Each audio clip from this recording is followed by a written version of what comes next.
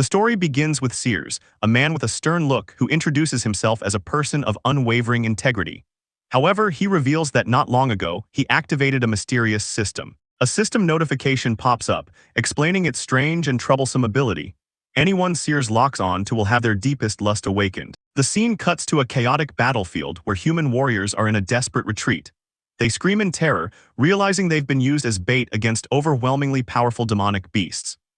Sears's inner monologue reveals his disdain for the system, stating he never wanted it in the first place. A formidable female demon with white hair effortlessly catches a fleeing warrior, mocking the feebleness of human fighters. Witnessing this overwhelming power difference, Sears has a change of heart, realizing he may have no other choice. A close-up reveals the demoness's identity, Princess Yog, the Demon King's wife. With a look of utter contempt, she licks her finger, remarking that the human warriors are a far cry from her king. A fellow D-rank warrior, Bella, pleads with Sears to escape with her. She points out that he is merely an F-rank warrior and shouldn't try to play the hero. But Sears firmly refuses, declaring that he cannot run away at such a critical moment when the city's safety is at stake. Princess Yog lets out a bored yawn, completely unimpressed by the humans. In stark contrast, Sears stands defiantly, shouting that he can handle her. Despite his bold words, Sears's body betrays his weakness as blood trickles from his nose due to the immense pressure from his opponent. Yet, his resolve is unshaken as he declares he will never retreat. Bella looks on, shocked at his state. Seeing his condition, Bella desperately yells at him to run, pointing out that the immense pressure is already exhausting him. She questions how he could possibly fight when he can barely even stand his ground. While Bella panics, one of Princess Yog's minions points out the defiant human who still remains. Yog, her interest finally piqued, turns her gaze towards the lone figure of Sears, preparing to deal with the nuisance herself. Enraged, Princess Yog commands her demonic beasts to kill Sears, charging alongside them with a bloodthirsty grin. As she leaps through the air towards him, she declares her gruesome intention to use his head as a fine cup for her beloved king, while Sears bravely stands his ground. Just as she is about to strike, Sears activates his power. A system window appears before him with a bizarre and ironic message. Login system, I love the man before me. Yog continues her deadly lunge, her eyes glowing with murderous intent. The system confirms its activation, locking onto the Demon King's wife as its target. As the system fully activates, Yog's attack pose twists into something else entirely as she is drawn irresistibly towards Sears. Instead of a fatal blow, Yog's hand gently cups Sears's face. He maintains a resolute expression, bracing for the system's effect. An unseen force compels her to get closer, overriding her will to kill. A close-up shows her sharp, demonic fangs, but her breathy sigh indicates her murderous intent has been completely subverted. In a shocking turn of events, Yog kisses him. A notification immediately appears. Kiss completed, attack plus 100. As the system's reward flashes before him, Sears has a profound realization this shameful power can be used to enhance his combat abilities. The sight is so unbelievable that Bella screams in pure confusion and horror, demanding to know what on earth Sears is doing. The bizarre scene leaves everyone, friend and foe alike, completely stunned. Even Princess Yog's own demonic minions are stunned, with one of them asking what their grace is doing. With a determined glance and empowered by his new plus 100 attack bonus, Sears turns his attention to the demonic beasts and unleashes a powerful slash. Princess Yog pulls back, a furious glare in her glowing red eyes as she tries to process what just happened. She leaps away, putting distance between herself and the human who has thrown her into confusion. Meanwhile, Sears vigorously wipes his mouth with a disgusted look on his face, while a blushing Bella is left utterly speechless beside him. Yog is completely bewildered, her heart pounding in her chest. She clutches her head, wondering what just happened to her and why she ended up kissing the man she was supposed to kill. Sears, misunderstanding the nature of his power, steals his resolve. He declares that for the sake of the city's safety, he's willing to sacrifice even his own body. Her minions, however, come to a very different conclusion. They gossip amongst themselves, recalling rumors of their grace having a secret lover and are shocked to find out it's a human.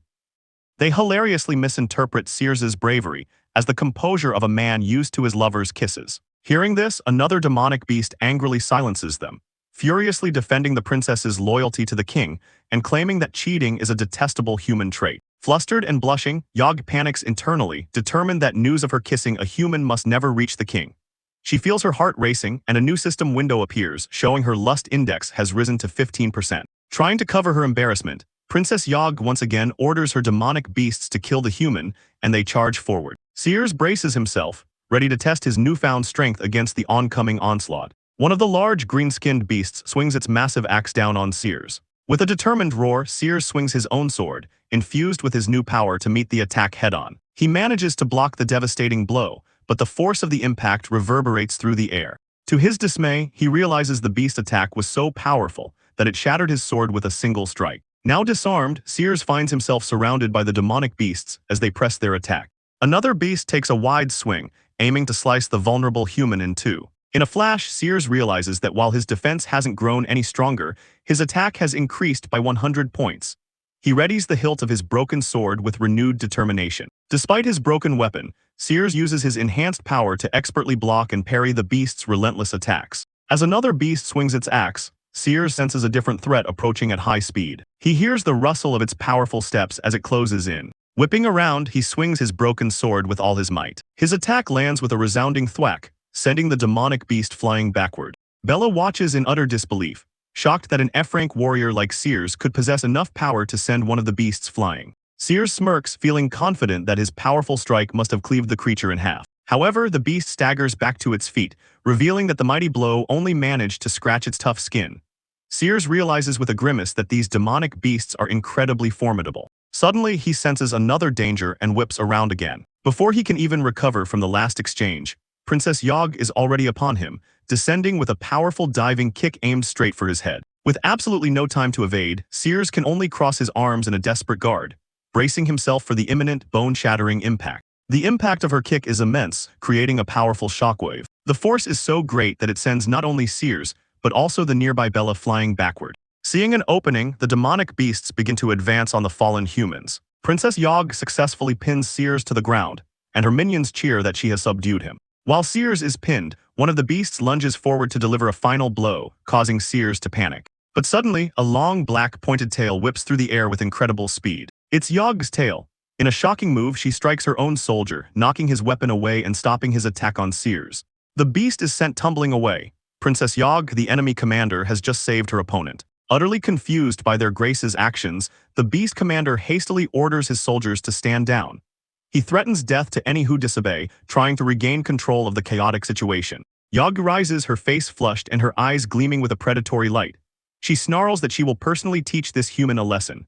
While her words sound like a death threat to her soldiers, her true intention is masked by the system's influence, as her lust index has now reached a staggering 91%. Misunderstanding the situation entirely, her loyal minions cheer her on, eagerly encouraging their grace to kill the human. Consumed by the system's power, Yog lunges at him, declaring that she is going to bite him to death. Sears can only look on in shock as her face gets dangerously close to his. Instead of a fatal attack, however, she bites down on his ear. As she slurps on his ear, another system notification appears. Defense plus 50. Sears is left to wonder in despair if this humiliation is the price he must pay for power. In the midst of a desperate battle, the warrior Sears is conflicted. He thinks to himself that a certain action would be an utter insult to his integrity. But swallowing his pride, Sears hardens his resolve.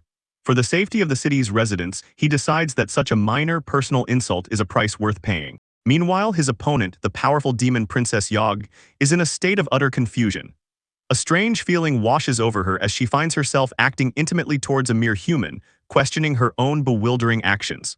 As Yog loses control of her body due to Sears's unique ability, Sears himself feels a surge of power. A notification appears, showing his agility has been boosted by 120 points, a direct result of the princess's unwilling actions. Watching from the sidelines, one of Yog's goblin subordinates is perplexed by the scene. He wonders aloud if her grace is truly going to kill the human, sensing that something is deeply unusual about her behavior. Another, more zealous goblin soldier immediately shuts him down, angrily trying to rationalize the situation. He claims her grace is merely searching for the human's weak spot and that the other should keep quiet if he doesn't understand her brilliant strategy. Again, Sears is showered with stat boosts from Yog's strange assault. With his defense increased by 130 and his attack by 150, he feels a newfound confidence, believing he can finally handle these demonic beasts. Now powered up, Sears declares it's time to fight back. As Princess Yog lunges forward with her dagger, one of her own soldiers screams a warning not at Sears, but at his own princess, anticipating the human's counterattack. With a resounding bam, Sears makes his move.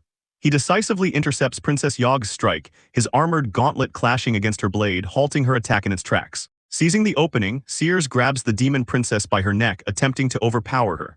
However, as he squeezes, he grinds his teeth in frustration, realizing that even with all his new power, it's still not enough to gain the upper hand. With a tremendous boom, Princess Yog slams Sears into a rock wall. Seeing this, her goblin subordinate is ashamed of his earlier doubts, now convinced of her killing intent and cheering for her to finish him. But internally, Princess Yog is in turmoil. A strange feeling continues to overwhelm her body, and she desperately tries to fight back against the unnatural compulsion taking her over. Pinning the warrior against the wall, Yog tries to maintain her authority, questioning how a puny human dares to oppose her. Yet her hand lands on his armor with a gentle pat, betraying her aggressive words. Suddenly, the compulsion becomes too much. Yog's face twists into a crazed, blushing grin as she laughs manically, her desire now fully corrupted by the system. She's going to strip him completely. With a powerful bang, her sharp, clawed hand strikes Sears's chest plate. With a loud clang, Sears's armor shatters. Yog declares she wants to show the human the difference between his weak body and that of a demonic beast, but her thought is left hanging. As her inner monologue reveals her true, system-corrupted desire, she's actually just itching to see the human's muscles. Her goblin subordinates completely misread the situation. The lead goblin, impressed, shouts that it's a ruthless move and tells the others to watch and learn from their princess's cunning tactics. Sears can only look on in shock as the shattered remnants of his armor fall to the ground, leaving his upper body completely exposed. Confused, Sears watches as Yog's hand slowly reaches for his bare chest. All the while, Yog is fighting a desperate internal battle, telling herself to hold back and not get any closer to him. An unfamiliar feeling surges from the depths of Princess Yog's heart. She grits her teeth, desperately trying to fight it, telling herself over and over that she can hold back the impulse. But her struggle is in vain. A system window dings, announcing that her lust index has reached 100%. She has lost all control. Yog collapses on top of Sears, who strains under her crushing weight, barely able to breathe. The demon princess's body presses down on him, leaving the human warrior completely immobilized. Pinned to the ground, Sears curses his powerlessness. With his armor gone and his body trapped, he feels he doesn't stand a chance against the demonic beasts.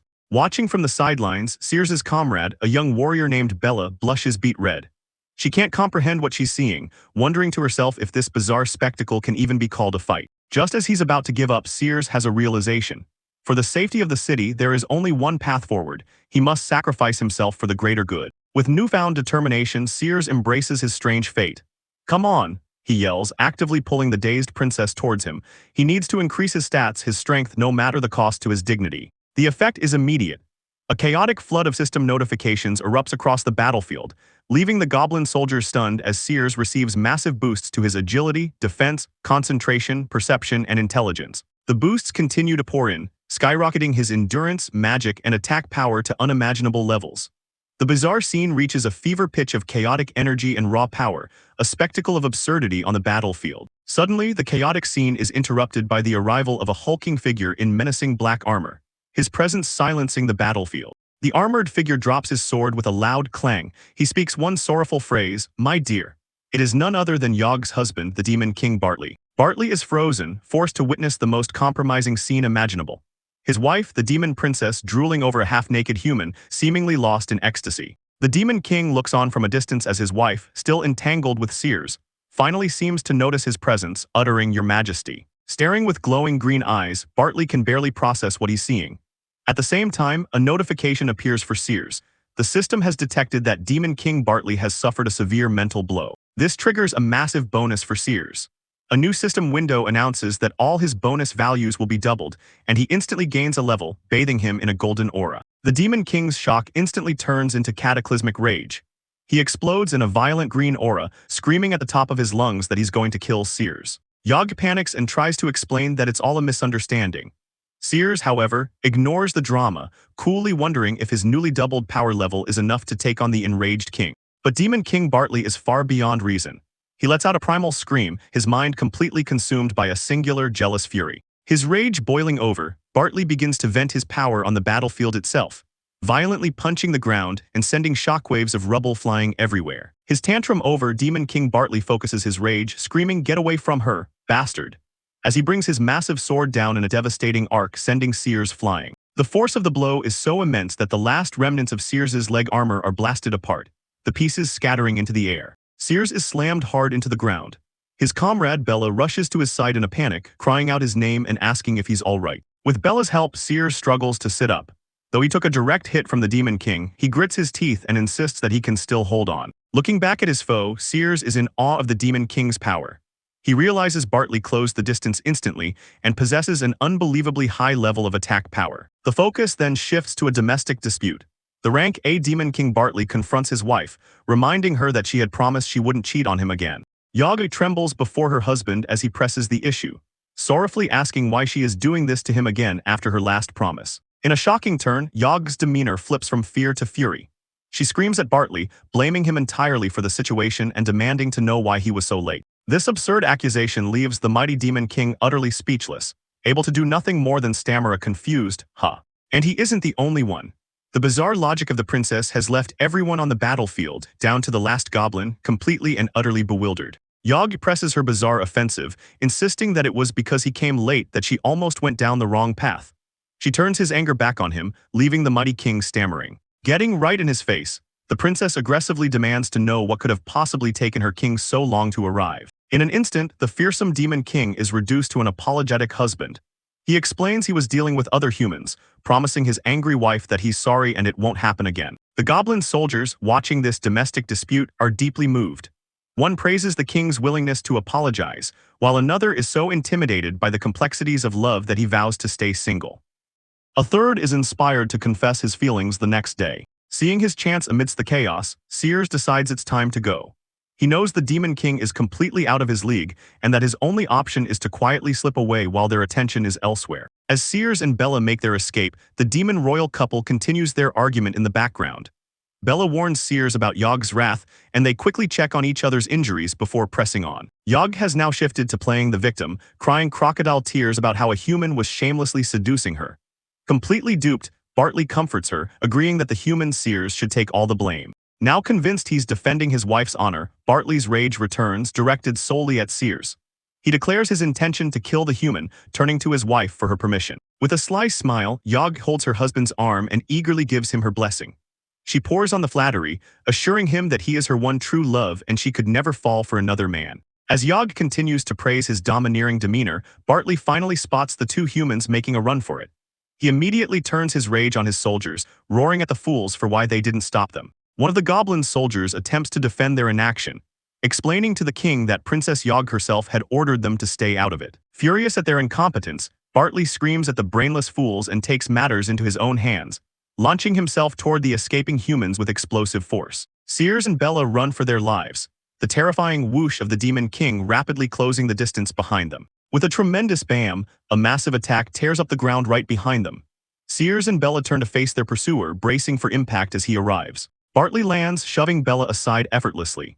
He confronts Sears directly, roaring with rage and accusing the human bastard of daring to seduce his love. The Demon King unleashes his overwhelming power, sending Sears flying with a single, powerful swing of his massive blade. Sears can only scream in agony as the force of the Demon King's attack courses through his body. With a final thud, Sears crashes to the ground, utterly defeated.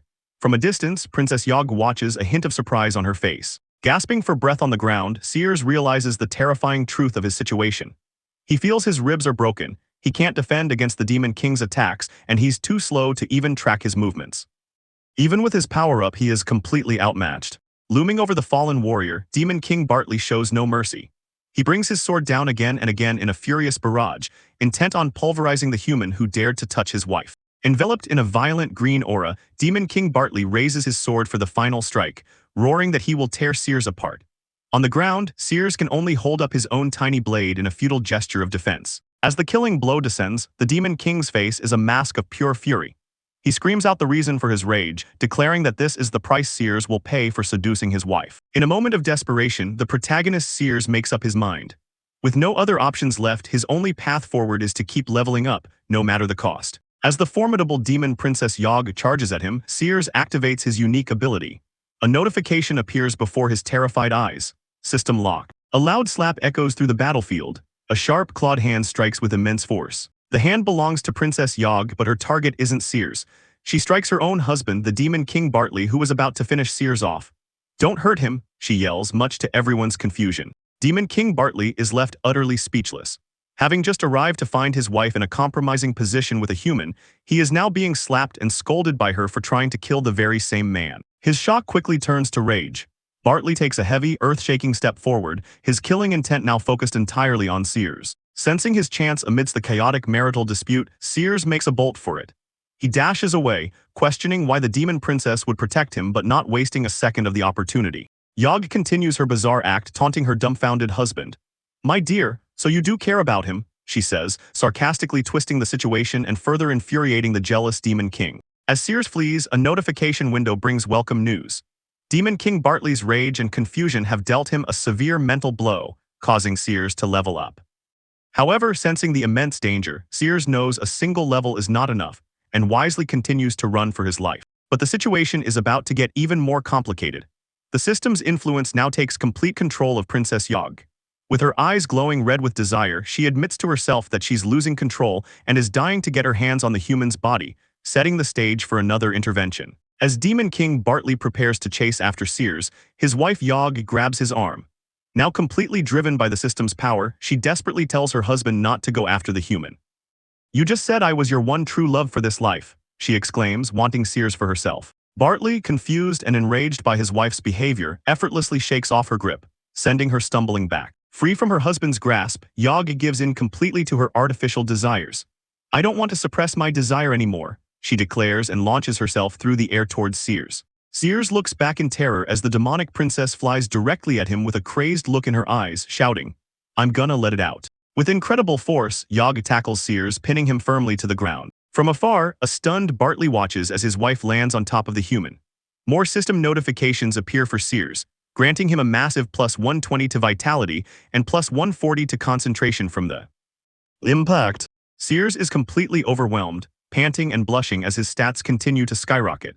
With his agility, attack, and perception all receiving huge boosts, he realizes his only path to survival is to let Yog have her way with him. Completely misinterpreting the situation, Bartley tries to be the hero. He apologizes to Yog for being late and vows to kill the human he believes has seduced her, thinking it will break the spell. But to Bartley's horror, Yog's loyalty has completely shifted. Shielding Sears protectively, she glares at her own husband with pure rage. "Piss off," she screams, delivering the ultimate rejection, "Leave us alone." This public rejection is the final crippling blow. The Demon King's mind freezes, unable to process his wife's ultimate betrayal.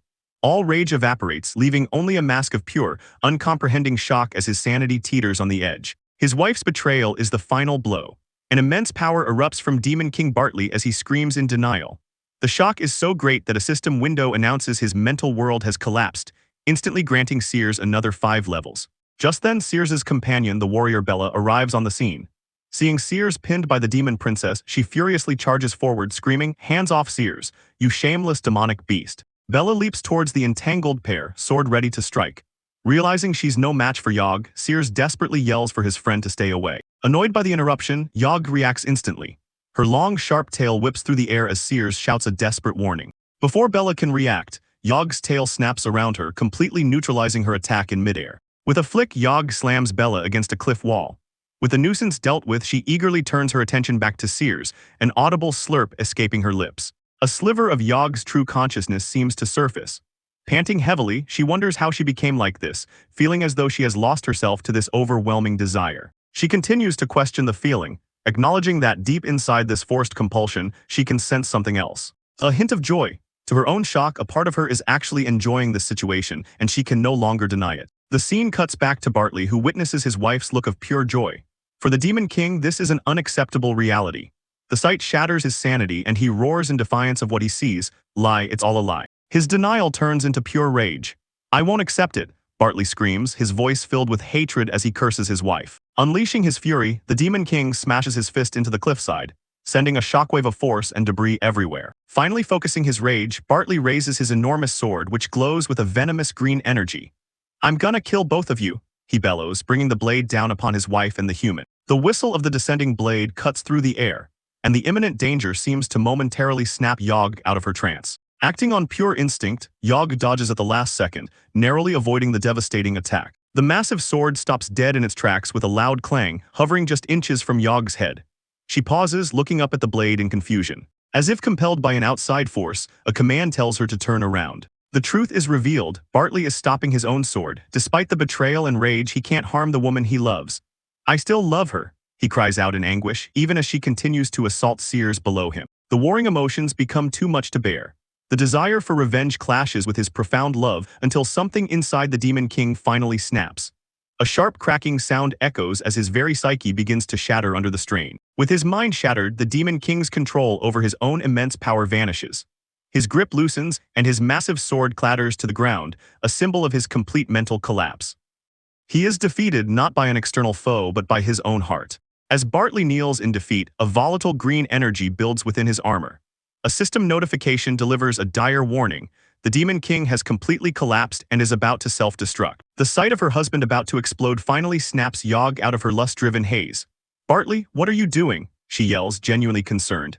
Meanwhile, his complete mental breakdown grants Sears another 3 levels. Seeing their master about to detonate, the Demon King's minions panic and decide to flee for their lives, abandoning their posts to escape the blast. As Bartley's body begins to hiss and implode, Sears receives a crucial notification. He has reached level 10, unlocking the skill function. Wasting no time, Sears immediately puts his new power to the test, drawing his now glowing sword with newfound determination. He unleashes a powerful slash against the unstable Demon King. His new skill, Instant Slash, allows him to teleport directly to his target and attack. Sears appears in a flash of light behind the convulsing Bartley and strikes a decisive blow. Yagi cries out in shock as the attack lands. Incredibly, the blow stabilizes the Demon King's energy and the system confirms, self-destruction halted. Sears stands confidently, admiring his empowered sword. He realizes the potential of his strange ability and looks forward to gaining even more skills as he levels up. With the crisis averted, Yog looks at her collapsed husband not with relief but with annoyance. She complains about how he overreacted, calling him a weak-hearted guy and implying this isn't the first time he's lost his composure. But Bartley isn't finished. In a final act of despair, he lunges and grabs Yog, determined to take her with him in the self-destruction. Yog is caught completely off guard, screaming in shock as her husband holds her in a deadly embrace. Meanwhile, Bella, still pinned to the cliff by Yog's tail, struggles helplessly, demanding to be let go. "Yog, you should keep your word and go to hell with me," Bartley says grimly, his body about to explode. As he speaks, Bella manages to catch the tail and free herself. All of Yog's previous arrogance vanishes, replaced by pure terror. She screams, struggling against his grip and pleading for anyone to save her from her husband's murder-suicide pact. Just in time, Sears leaps in, his empowered sword slicing through the air. With a clean slash, he severs the arm that was holding Yog captive, freeing her from the Demon King's grasp. As she leaps away, Bartley reaches for her with his remaining hand, his voice filled with anguish as he cries out her name one last time. Consumed by his explosive energy and despair, the Demon King unleashes his final moments of fury on the cliffside, punching it relentlessly. The cliff face shatters under the onslaught, and the ground gives way. Both Yog and the recently freed Bella are sent plummeting into the dark abyss below. As they fall, Sears manages to grab both Bella and Yog. But the fall and the trauma of the battle cause Yog's powerful form to shatter, her body breaking apart in a flash of purple light. Something small lands with a soft thud on the cold stone floor of a chamber deep below. Sears slowly wakes up, aching all over. Seeing the stone walls around him, he wonders if they've fallen all the way to the bottom of the dungeon. He then notices a small, strange creature resting on his chest, much to his confusion. A system window pops up and explains the unbelievable situation. The creature is Princess Yog, who has reverted to her original form, a tiny jade lizard with almost no health and 0 magic points. Before he can process this, the tiny, defenseless lizard scurries off his chest and quickly hides inside his pants for warmth and safety. A few feet away, Bella groans as she pushes herself up. Still dazed from the fall, the first thing she does is look for her companion. Sears is then hit with another surprise. A system window announces that Demon King Bartley has been defeated and offers him a reward, the map of Nay Dungeon. With blood dripping from his nose, Sears lies on the ground, contemplating the dangerous implications of using this new map. His strategic thoughts are cut short as Bella leans over him, having finally found him on the floor. Startled, Bella trips and falls on top of Sears, quickly stammering an apology. However, she notices the strange, glowing reward window floating in the air. Out of curiosity, she reaches out and clicks it. The map of the dungeon instantly activates, displaying a detailed holographic layout of the surrounding area. Sears stares in awe. The map clearly marks all the paths, traps, resources, and even the location of the boss's room. He grabs Bella in excitement, exclaiming that they can now head directly for the boss room without any trouble. Confused, Bella asks what he's talking about since she can't see the map. Sears quickly plays it off, realizing the system is visible only to him. With newfound confidence, Sears helps Bella to her feet and the two decide to press forward. But suddenly a sickening pulse echoes, seemingly from inside Sears's own body. His eyes widen in pain and shock as a foreign power surges within him. Sears collapses to the ground, violently throwing up a stream of dark purple energy. Bella rushes to his side, horrified and confused by the sudden attack from within. The dark energy quickly spreads, Purple veins crawl up Sears' hand as his fingertip begins to crack and glow with a malevolent aura. He screams in pure agony, his body convulsing on the floor from the intense pain. He instinctively grabs his afflicted hand, but it's no use. The corruption is too powerful and his fingertip begins to melt away. The pain sends him into a wild frenzy, thrashing on the ground as a horrified Bella looks on, unsure of what to do. In a moment of desperate clarity, Sears tries to perform a gruesome amputation, slamming his own back and arm against a sharp rock to sever the corrupted flesh. Bella snaps into action, grabbing Sears to stop him from tearing himself apart. She pulls him into a tight embrace, trying to restrain him. She sees his back is bleeding and his skin is burning hot. As he struggles, she grabs his corrupted hand to hold it still. The moment her armored gauntlet touches his finger, the dark energy sizzles and is drawn out of his body, seemingly absorbed or neutralized by the metal. The violent energy recedes as quickly as it came, leaving his fingertip blackened and numb but finally still. The immediate danger has passed. The pain finally subsides, and with a faint sigh of relief, Sears goes limp. Utterly spent from the ordeal, he can only rest in Bella's arms as his body begins to recover. Resting in Bella's arms, Sears slowly catches his breath. He weakly reassures her that he's fine. He confirms to himself that the terrifying corruption has indeed stopped. With some effort, he sits up, trying to show Bella that the danger has passed. But Bella points to his hand in horror, her voice filled with panic. She asks what happened to him, why his finger looks like it was melted off. Sears looks down at his blackened fingertip and solemnly gives her the grim truth. I'm poisoned. His mind flashes back to the origin of his curse. Half a year ago, his city fell under a devastating attack by demonic beasts. He remembers being a powerless civilian, running for his life through the rubble as a powerful warrior from the guild fought off a horde of demons. The warrior was desperately protecting a mysterious red box from the demons, who were trying to claim it. A hulking demonic beast raised its massive axe, preparing to end the fight for the box with one final blow. With a devastating slash, the beast's axe tore through the warrior's defenses, cutting them down.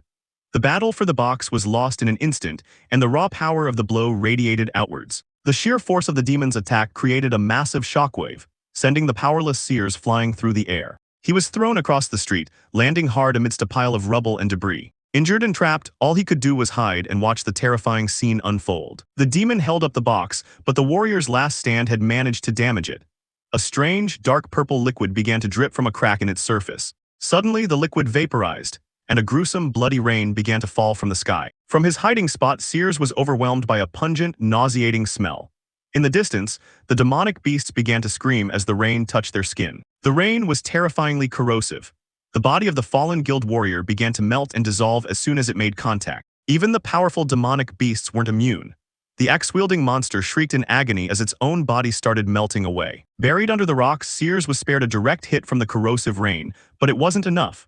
The searing pain on his exposed back and the toxic fumes he inhaled were enough to seal his fate. He had been poisoned. The flashback ends with him waking up in a hospital bed. There, the doctor delivered the devastating verdict. The poison was unknown and incurable. At most, he had 1 year left to live. Then, as he lay in the hospital bed despairing, a mysterious message appeared before him. It was a glimmer of hope. The blood of an immortal demon could cure him. Sears was stunned, having never seen anything like this strange, floating window before. The system then made him an offer he couldn't refuse. Bind with it, and it would give him a clue to finding the cure. With no other options and his life on the line, he accepted the system's offer without hesitation. Upon binding, the system provided the crucial clue. The blood of the immortal demon was kept in a place called Ne Dungeon. Back in the present, the flashback ends. Sears finishes his story, explaining to Bella that his only hope for a cure lies within this very dungeon. Now understanding his desperate situation, Bella agrees to help.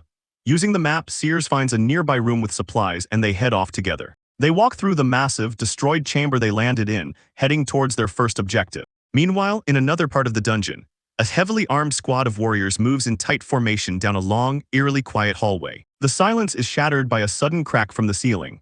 The lead knight looks up in alarm, thrusting his shield upward in a desperate, instinctual reaction. The warrior's eyes go wide with shock as he realizes what the sound was. A trap springs from the ceiling, a massive spike that impales the shield bearer in an instant. The squad shouts in alarm, realizing too late that they have walked into a deadly ambush. The knight's shield shatters as blood spurts from his helmet, his life extinguished in a single brutal moment. As chaos erupts, a commanding voice cuts through the panic. Vice Captain Tyler, a B-rank warrior, steps forward and orders his squad to halt, bringing the chapter to a tense close. Inside a dark, gothic corridor, the members of the Slayer squad are frozen with fear. Having already lost comrades to the dungeon's tricks, they know that any sudden movement could trigger yet another deadly trap. The knights are overwhelmed by despair. Even Claude, who had the strongest defense among them, was killed instantly. With their cannon fodder team already sacrificed, they have no one left to clear the treacherous path ahead. Despite the hopelessness, one knight declares they've come too far to turn back now. With a resolute clack of armored boots, someone steps forward, unwilling to give up. The one who steps up is the A-rank captain of the Slayer squad, Hills. However, he isn't volunteering himself. Instead, he coldly points and gives a cruel order. The lowest-ranked member must go first. Without hesitation, Captain Hills shoves a terrified D-rank member, Maxwell, forward. Maxwell stumbles, pushed out from the relative safety of the group to become a human minesweeper. Hill's shadow looms over the horrified Maxwell, who has fallen to his knees. He orders the young man to walk forward and find the right path, using his life to map out the traps. As Maxwell trembles, unable to move, Hills places his sword near his face, reminding him of the fatal consequences of disobeying a direct order. Maxwell is trapped between two certain deaths. An extreme close-up on Maxwell's face reveals the pure terror of a man facing his imminent end. Sweat pours down his face as his eyes widen in absolute panic. Just as Maxwell resigns himself to his fate, a blonde-haired knight suddenly intervenes, pleading with Hills to wait. He presents a magical, arrow-like device offering a glimmer of hope. He explains it can bounce between surfaces to detect at least one trap, giving Maxwell a fighting chance. However, that glimmer of hope is instantly extinguished. With a cold, swift slash of his sword, Captain Hills destroys the device before it can even be used. The life-saving item is shattered, and with it, any chance Maxwell had. The shattered pieces of the magical arrow fall to the ground, and with them, Maxwell's last shred of hope. He can only watch, his face a mask of utter despair, as his only chance at survival is destroyed. Captain Hills then turns his attention to the blonde knight who dared to intervene. He brandishes his sword, threatening to kill him if he ever tries such a useless act of compassion again, cementing his cruel authority over the squad. The blonde knight lowers his head in silent defeat. He has done all he can, but against his captain's tyranny, he is powerless to save his comrade. With the dissenter silenced, Hills once again focuses on Maxwell. He coldly orders the young man, whose legs are trembling uncontrollably, to get up and continue his death march. Paralyzed by sheer terror, Maxwell's entire body trembles. All his courage has left him. Seeing this, his captain simply screams at him to go. Finally, with no other choice, Maxwell submits. He slowly lifts his boot, preparing to take his first step into the deadly, unknown expanse of the trapped corridor. With grim resolve, Maxwell plants his foot firmly on the next tile.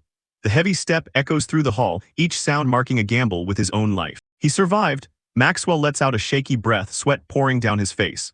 The first tile was safe, but the momentary relief is immediately replaced by the crushing anxiety of what comes next. His mind races as he stares at the grid of floor tiles before him. Which one should he step on next? This one, or that one?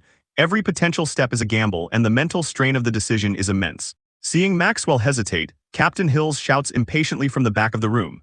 With no empathy for the torment he's inflicting, he yells at Maxwell to stop wasting time and just go. Spurred on by his captain's cruel shouts, Maxwell forces his trembling legs to move once more, stepping onto another tile. The psychological torment is written plainly on his face.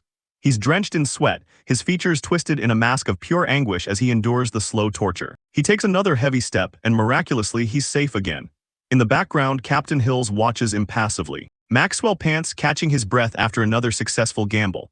But Hills offers no real encouragement, only a sarcastic nice one, before immediately ordering him to keep going. The relentless pressure finally shatters his nerves. Tears stream down Maxwell's face as the certainty of his fate consumes him.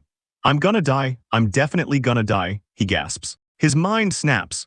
Overwhelmed by a tidal wave of panic, he realizes he cannot take another step towards his own execution. His will to go on evaporates. In a single, decisive moment, his survival instinct takes over. He can't go forward.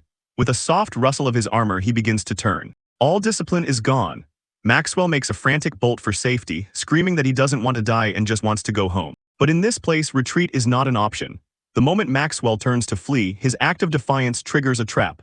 A sinister clack sounds from the very tile he just abandoned. Instantly, a spear of golden light erupts from the floor with a sickening thwack, impaling him from below.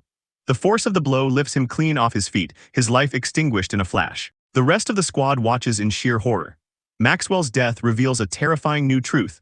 The attacks can come from below, from any direction, and they materialize so quickly that dodging is impossible. Their situation has gone from dire to completely hopeless. Maxwell's lifeless body falls to the cold, hard floor with a heavy thump. While his comrades are frozen in shock, Captain Hills stands over the corpse, utterly unfazed. For him, the loss of a D-rank subordinate is nothing more than a minor inconvenience. After the path is cleared, Captain Hills arrogantly orders the lowest-ranked member of the expedition to step forward, intending to use him as a disposable pawn. Suddenly, a massive, ornate door at the far end of the Great Hall begins to open on its own, stunning Captain Hills, who is standing with his back to it. A soldier alerts his leader, shouting, "Captain Hills, the door is open." The captain turns around, his expression hardening as he assesses the unexpected situation. From the now open doorway, a young warrior with brown hair cautiously peeks into the grand hall, his expression one of surprise and apprehension. The warrior Sears finds himself and his teammate, a blonde woman named Bella, inexplicably floating up the side of the massive structure. He wonders in confusion how they could have ended up there. One of Captain Hills's men spots the survivors ascending the wall and yells out in shock, "Captain, they're from the bait team." Captain Hills is furious. The bait team was meant to be wiped out. He internally fumes, wondering if this survivor disobeyed his orders.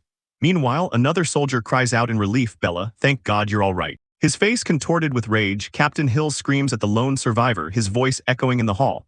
"Sears, you bastard, why are you still alive?" In the face of the captain's seething rage, Sears remains utterly unfazed, looking back with a calm, almost detached expression as he simply utters, "Oh." This nonchalant response only serves to pour fuel on the fire, pushing Hills over the edge. To understand this deep-seated hatred, the scene flashes back to one day before the expedition. Here, a furious Captain Hills confronts a defiant Sears, who stands his ground, demanding, "Tell me." This was the moment their conflict truly began. The flashback continues, revealing the source of the conflict. In a fit of rage, Captain Hills holds a blade to Sears's throat, demanding to know how he knew the color of his wife's underwear while his subordinates try to restrain him. Sears, with a straight face, provides a ridiculous explanation. He claims he's honing his battle instincts, a skill that allows him to perceive the color of everything around him. Unconvinced, the enraged Captain Hills accuses Sears of being involved with his wife, Shirley, threatening to kill him on the spot as his men desperately try to calm him down. Feigning outrage, Sears slaps his own chest, declaring he won't stand for the insult to his integrity and that he will prove the legitimacy of his strange ability. To everyone's shock, Sears proceeds to use his power to correctly identify the underwear situation of Hills's subordinates. One wears pink, another none at all, and two others are wearing a matching pair. Humiliated and enraged, one of the subordinates urges Captain Hills to kill Sears for the embarrassment he's caused. Hills remains silent, his face a mask of cold fury. However, a more rational subordinate advises against it, pointing out that killing him in the city is illegal and would cause problems if the body were found. He then asks Hills for an alternative plan. The subordinate devises a sinister solution. Assign Sears to the bait team for the next mission, a position from which no one is expected to return. This, he reasons, is a legal way of ensuring Sears's death. The flashback concludes, returning to the present moment inside the dungeon. Sears, now fully geared, calmly assesses the situation. He thinks to himself that this was just a detour to change equipment and he didn't expect to run into the Slayer squad, sarcastically concluding they must be lost. His inner monologue is cut short as Captain Hills points at him from across the vast hall. Reasserting his dominance, Hills bellows, "Sears, you, come here, this is an order from the captain of the Slayer squad." His tone makes his deadly intentions perfectly clear. As Captain Hills gives the order, Sears immediately understands the captain's cruel intent, to once again use a lower-ranked member as a disposable minesweeper. From the side, Bella urgently warns him not to move. The blonde-haired soldier Tyler tries to reason with the captain. He points out that if the bait team can make it across alive, the main squad can simply follow their path, avoiding any further risk to their own members. With a sinister smirk, Captain Hills dismisses the idea. He claims that since they've already lost dozens of valuable members to reach this point, they cannot afford to turn back now, twisting the loss of life into a justification for more. Hills then turns on Tyler, coldly threatening that if he dislikes the decision, he'll be the next one sent to clear the way. The threat works, silencing any further dissent. Turning his attention back to Sears, Hills mockingly brings up the finely tuned instincts Sears claimed to have. He says it's time to put that skill to use for the team's benefit, reminding him of the grim consequences for disobeying an order. A notification sound rings as a system window appears before Sears. Mad ACTIVATD. With his secret weapon now online, Sears calmly accepts the suicidal mission, simply replying, "Okay." Bella rushes to Sears's side, pleading with him not to go, convinced the path is a death trap. But Sears reassures her, stating that he must obey the captain's order but that he will be fine. As the entire Slayer squad watches, Sears takes his first step onto the trapped corridor. An observer notes that he moved forward without a single moment of hesitation. The onlooking squad members are in utter disbelief, murmuring amongst themselves. They can't believe this F-rank warrior is seriously attempting to navigate a death trap corridor using what they can only assume is simple intuition. But Sears isn't using intuition. A system window, invisible to everyone else, dings and provides his first instruction, 3 spaces forward and 2 to the left. He now has his cheat code to survive. Following his system's instructions, Sears confidently takes 3 consecutive steps forward onto the trapped floor. The onlooking squad is stunned that he remains unharmed.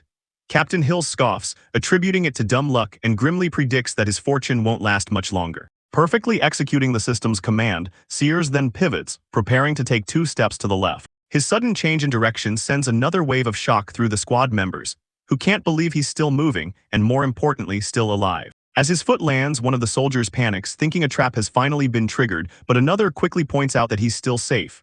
For now. As Sears continues his unfaltering walk, the squad struggles to comprehend what's happening. They rationalize that it must be luck. It's impossible for a low-rank member to have such valuable information about the path when they lost so many elite members just to get this far. Sears then makes a sudden leap, a move so reckless that the squad is certain his luck has finally run out and he has jumped to his doom. He lands with a slight wobble, feigning a loss of balance to make the death-defying feat look like a clumsy, near-fatal misstep. Captain Hills is rendered speechless. He stares in utter disbelief, unable to understand how the jump didn't trigger a single trap, completely foiling his plan.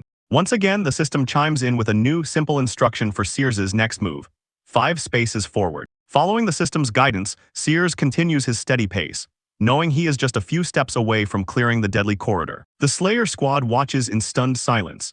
Captain Hills can barely believe his eyes, muttering under his breath that the F-rank warrior is actually going to make it across. Sears takes the final, decisive step, landing on solid ground right next to the body of a fallen comrade from the bait team, a grim reminder of the fate he just escaped. With a triumphant smirk, Sears steps directly in front of the dumbfounded Captain Hills, just as a cheeky system notification cheerfully announces his arrival. The squad members crowd around, their minds reeling.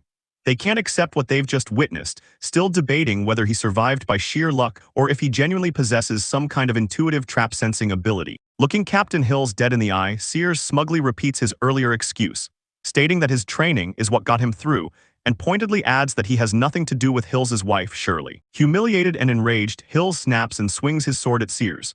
With a casual clang, Sears effortlessly blocks the attack, letting out a board sigh as if dealing with a child's tantrum. Internally, Captain Hills seethes. He refuses to believe it was anything but sheer dumb luck. He clings to the belief that Sears is just a fortunate fool whose luck is bound to run out. Since Sears has proven his uncanny ability, Hills makes a decision. He declares that from this point forward, Sears will be the one to lead the way. And so, the Slayer squad proceeds deeper into the dungeon, now following the F-rank warrior they had intended to sacrifice, with Sears reluctantly taking the lead. While leading the way, Sears spots a pair of peculiar purple mushrooms. His system immediately chimes in, identifying them as mustard mushrooms, beneficial for demonic beasts but a potent laxative for humans. An opportunity for revenge has just presented itself. Putting on a show, Sears looks back towards the group, pretending to be concerned for a teammate.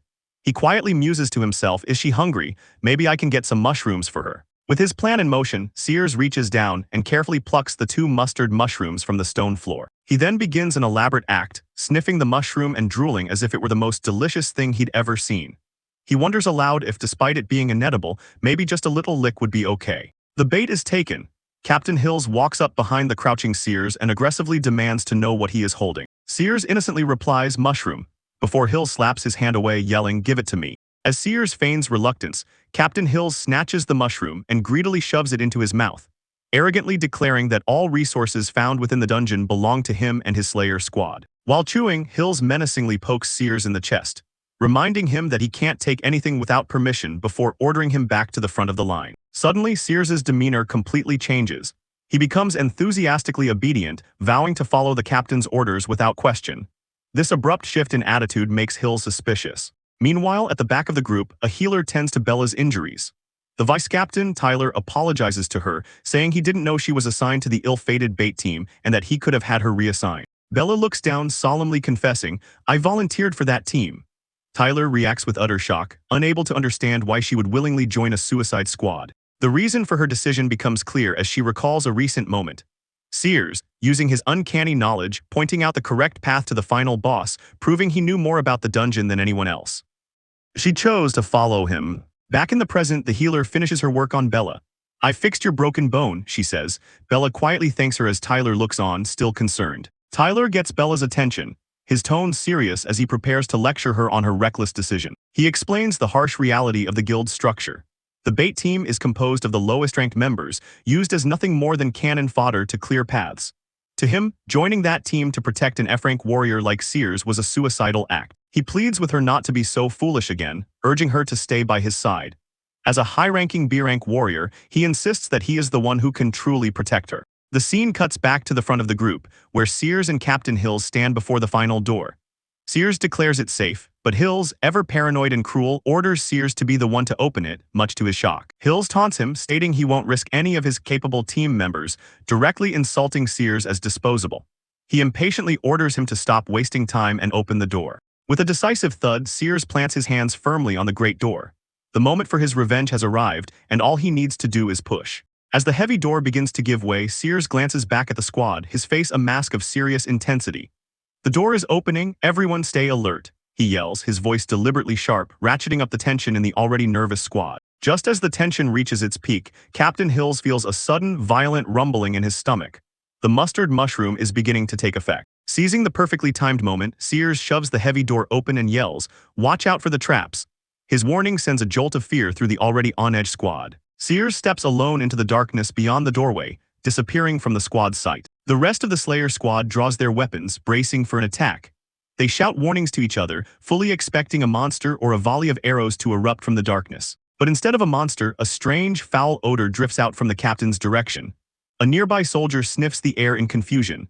Hills panics, realizing with horror what has just happened. An ominous single footstep echoes from the dark room where Sears disappeared. The squad sees Sears standing just inside the threshold, apparently unharmed. Trying to maintain his composure, Hills barks an order at Sears for a report, all while desperately clenching his buttocks and cursing the catastrophic timing of his upset stomach. A horrifying realization dawns on Hills: the mushroom is the culprit. He knows that if he moves too much, the rumbling in his stomach will lead to a much more explosive and humiliating outcome. Playing his part to perfection, Sears looks back with a malicious grin. He delivers a false report designed to maximize the chaos. "From what I can see, there are traps everywhere." Sears takes a single, loud step back toward the squad, a deliberate signal that the escape has begun. He immediately breaks into a sprint, yelling for everyone to follow him.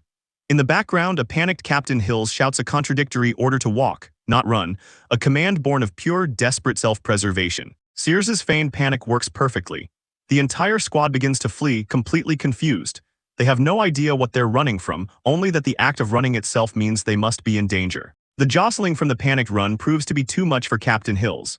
An unmistakable, explosive poot sound erupts from his armor. A wave of horror washes over the captain's face as he realizes, with dawning despair, that he can no longer hold back the catastrophic effects of the mustard mushroom. The resulting odor hits the squad full force.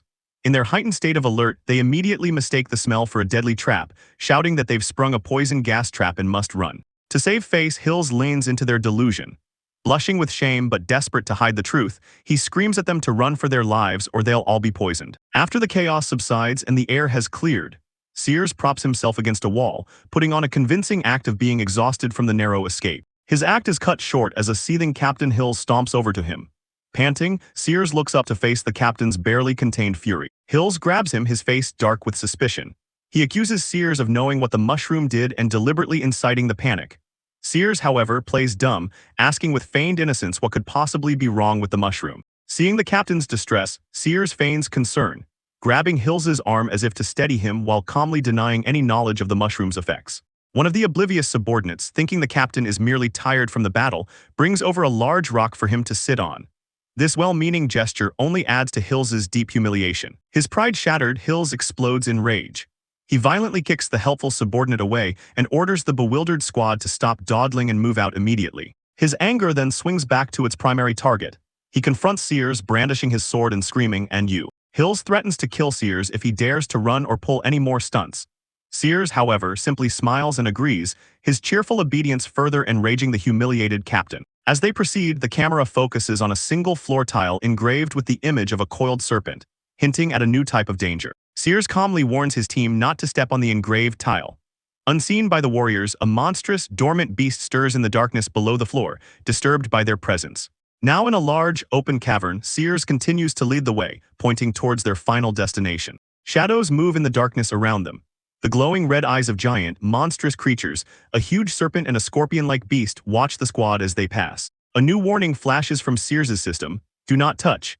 His eyes are drawn to a massive, sharp stalactite hanging from the ceiling. He correctly deduces that this must be the final trap before the boss room. Captain Hills grows more and more suspicious. He can't understand why the path has suddenly become so safe, with no traps or demonic beasts in sight. He briefly entertains the thought that Sears has been here before, but his prejudice against lower-ranked warriors makes him dismiss it. To him, it's impossible for a weak F-rank like Sears to have survived this far on his own. His thoughts are interrupted as Sears turns and announces that they are approaching the final boss's room. A sinister thought crosses Hills's mind. With the boss room ahead, the F-rank warrior's usefulness as a minesweeper is over. Regardless of whether it was luck or skill, Hills decides that Sears's time is up. They come to a stop directly beneath the massive, pointed stalactite. This is where Hills decides to make his move. Believing Sears is distracted, Hills draws his sword, channeling glowing blue energy into it for a sudden, decisive strike. He swings his energized blade, aiming to strike Sears down from behind. But the attack doesn't hit Sears. Instead, the arc of energy flies past him and slams directly into the base of the massive stalactite hanging from the ceiling. The captain's attack strikes the massive stalactite, shattering its base. As the ceiling begins to fracture and groan, Sears looks up, his shock turning to horror as he realizes Hills didn't miss. He deliberately sprung the final trap. A wicked grin spreads across Hills's face as the huge rock begins its descent. To him, the plan is perfect. It's only natural for an F-rank warrior to die in a dungeon accident. No one would ever suspect foul play. The boss, a monstrous puppet scorpion, is awakened by the captain's attack.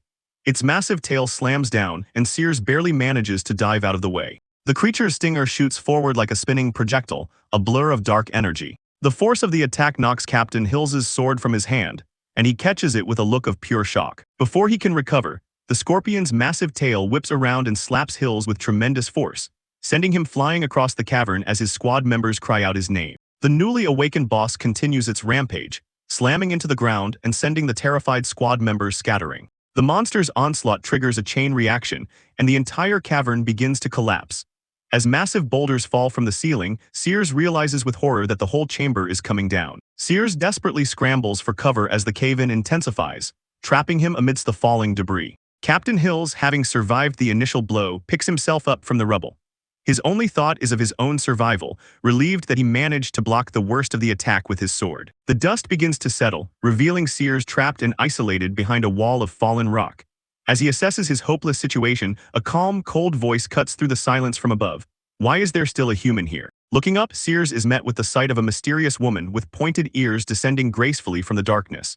He has survived his captain's betrayal and the dungeon's collapse, only to be confronted by a powerful, unknown entity who now stands between him and the unfolding chaos. The mysterious woman looks down at the scene of chaos, the trapped human, the rampaging monster, with an expression of pure contempt, uttering a single dismissive phrase.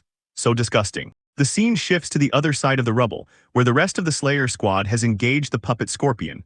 A volley of magical arrows rains down on the monstrous boss. The agile creature deftly dodges the assault, scrambling up a rock face to evade the incoming projectiles. As the squad continues its attack, the arrows harmlessly bounce off the scorpion's thick, armored carapace. Now thoroughly angered, the beast lets out a furious roar, its face glowing with green energy. The puppet scorpion unleashes its own counterattack, a powerful wave of dark energy that blasts towards the squad. The team's tanks brace themselves, raising their shields and struggling to hold their ground against the powerful blast. The sheer scale of the monster is overwhelming, as it looms over the small, embattled group of warriors. A system window reveals the creature's identity, a B+ level threat, the puppet scorpion. The name confirms the squad's worst fears but also adds a new mystery. It is the puppet of someone named Sathil. With their captain incapacitated, Vice Captain Tyler steps up to command the battered squad. He shouts for the tanks to form a line, their large shields the only hope of stopping the monster's rampage. Following Tyler's command, the shield bearers slam their massive tower shields into the ground, forming a solid defensive wall against the monster's advance. The tanks brace for impact, digging in their heels as they prepare to receive the full force of the B+ rank boss. With the front line holding the beast's attention, Tyler orders the archers in the rear to open fire. The squad's archers draw their bows in unison, unleashing a volley of magical glowing arrows at the monster. But the attack is useless. Tyler watches in horror as the puppet scorpion's powerful aura alone deflects every single arrow. The beast stands completely unscathed, proving that the squad's conventional attacks are having no effect whatsoever. Having recovered from his fall, Captain Hills tries to rally the demoralized soldiers, shouting at them to attack together and not be afraid of a single beast. Meanwhile, on the other side of the rockfall, Sears hears a rustling sound in the darkness ahead.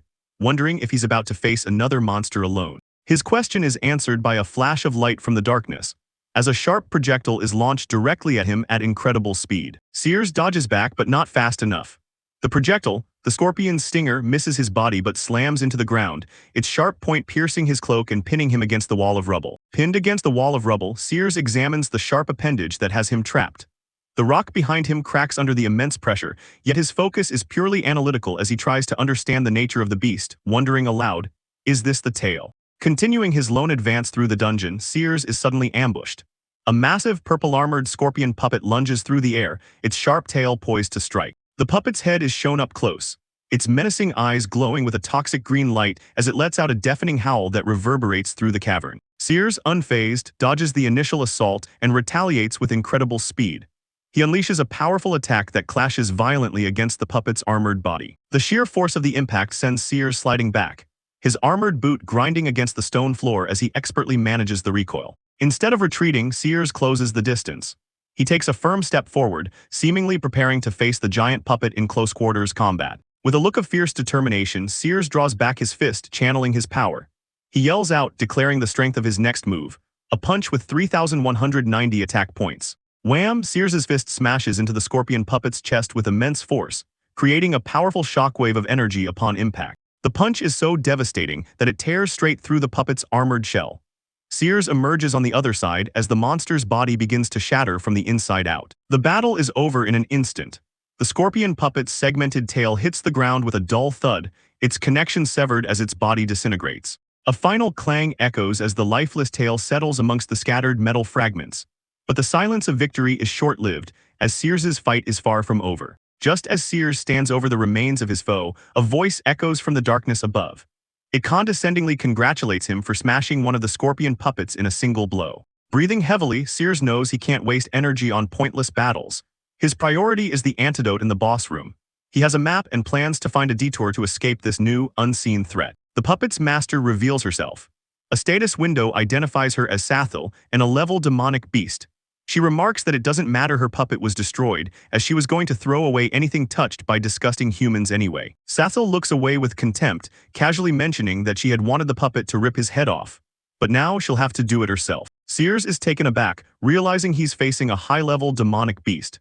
He retorts defiantly, telling her that his head isn't something she can just rip off with her bare hands. Sathil lets out a questioning "huh," amused by his audacity. She looks down on him with utter disdain, stating she would never touch his disgusting body with her hands. A close-up shows Sathil's cruel, yellow eyes narrowing. A faint energy begins to swirl around her fingertips as she gazes at Sears with predatory intent. She reveals that his friends are also fighting for their lives, mentioning she can kill the humans out there with one hand. A quick panel shows Captain Hills's team battling another scorpion puppet. Looming over him, Sathil coldly lays out her plan. First, she will kill him. Then she will move on to slaughter every human outside. That threat is the final straw. Sears's plan to flee vanishes, replaced by pure, righteous fury. He roars that as a warrior, his job is to protect humanity, and he will use everything he has to stop her right here and now. As Sears steals his resolve, a notification appears before him. His unique ability activates, System ON. Sathil is unimpressed by his declaration. With a dismissive "really," she leaps into the air, launching a lightning-fast axe kick aimed directly at his head. But Sears reacts in an instant. To Sathil's surprise, he catches her leg just before it connects, his hands clamping down firmly. He looks up, shocked that he managed to block the blow. A blur of motion shows the struggle as Sears, using his armored gauntlets, successfully deflects Sathil's powerful attack. However, Sathil uses her momentum and superior strength to overpower him, slamming him onto the ground with a loud bang and pinning him under her leg. As she pins him, a system window pops up, target locked. Sathil, however, looks down with a shocked and confused expression, telling him he's overreached himself. The physical contact has triggered something unexpected. The system then reveals a strange new metric, a direct result of Sears's contact with a demonic beast. Lust index, 16%. Meanwhile, the scene cuts to Captain Hills's squad fighting their own scorpion puppet. They manage to land a heavy blow against the monster. Meanwhile, Captain Hills rallies his squad, shouting that the beast's head is turning red and their attacks are finally working, showing a glimmer of hope for the team outside. But for Sears, hope is fading. Back in the chamber, Sathil lifts him effortlessly by the chin, grudgingly admitting his speed is impressive for a human, before declaring that his journey ends now. Pinning him with her leg, Sathil mockingly tells him that her master, Lord Nay, hates it when humans step into his room. Sears can only scream in pain beneath her. Even as her sharp claws approach his face, Sears's mind races. He knows this demonic beast is too strong, he can't allow her to get outside and must stop her here. In a moment of desperate defiance, as her foot presses down on him, Sears opens his mouth wide and does the unthinkable. A strange, almost romantic sound effect appears as tiny hearts float around a pink orb, indicating an unexpected reaction. Sathel's arrogant composure completely shatters. Blushing furiously, she screams in disgust, outraged at what Sears just did to her feet. Her intense emotional reaction is immediately converted into power for Sears. A system window confirms his reward, agility plus 220. Meanwhile, the other party isn't faring so well. The second scorpion puppet slams a member of Captain Hill's team against the cavern wall. Bizarrely, despite its violent attack, the scorpion puppet seems to be blushing and purring, its eyes glowing green as green drool drips from its mouth. Meanwhile, the sudden silence from Sears's direction doesn't go unnoticed. His comrade Bella looks back with growing concern, realizing the fighting has stopped. Her eyes fall upon a pile of collapsed rocks and she immediately fears the worst, that Sears was caught in the crossfire and is now trapped.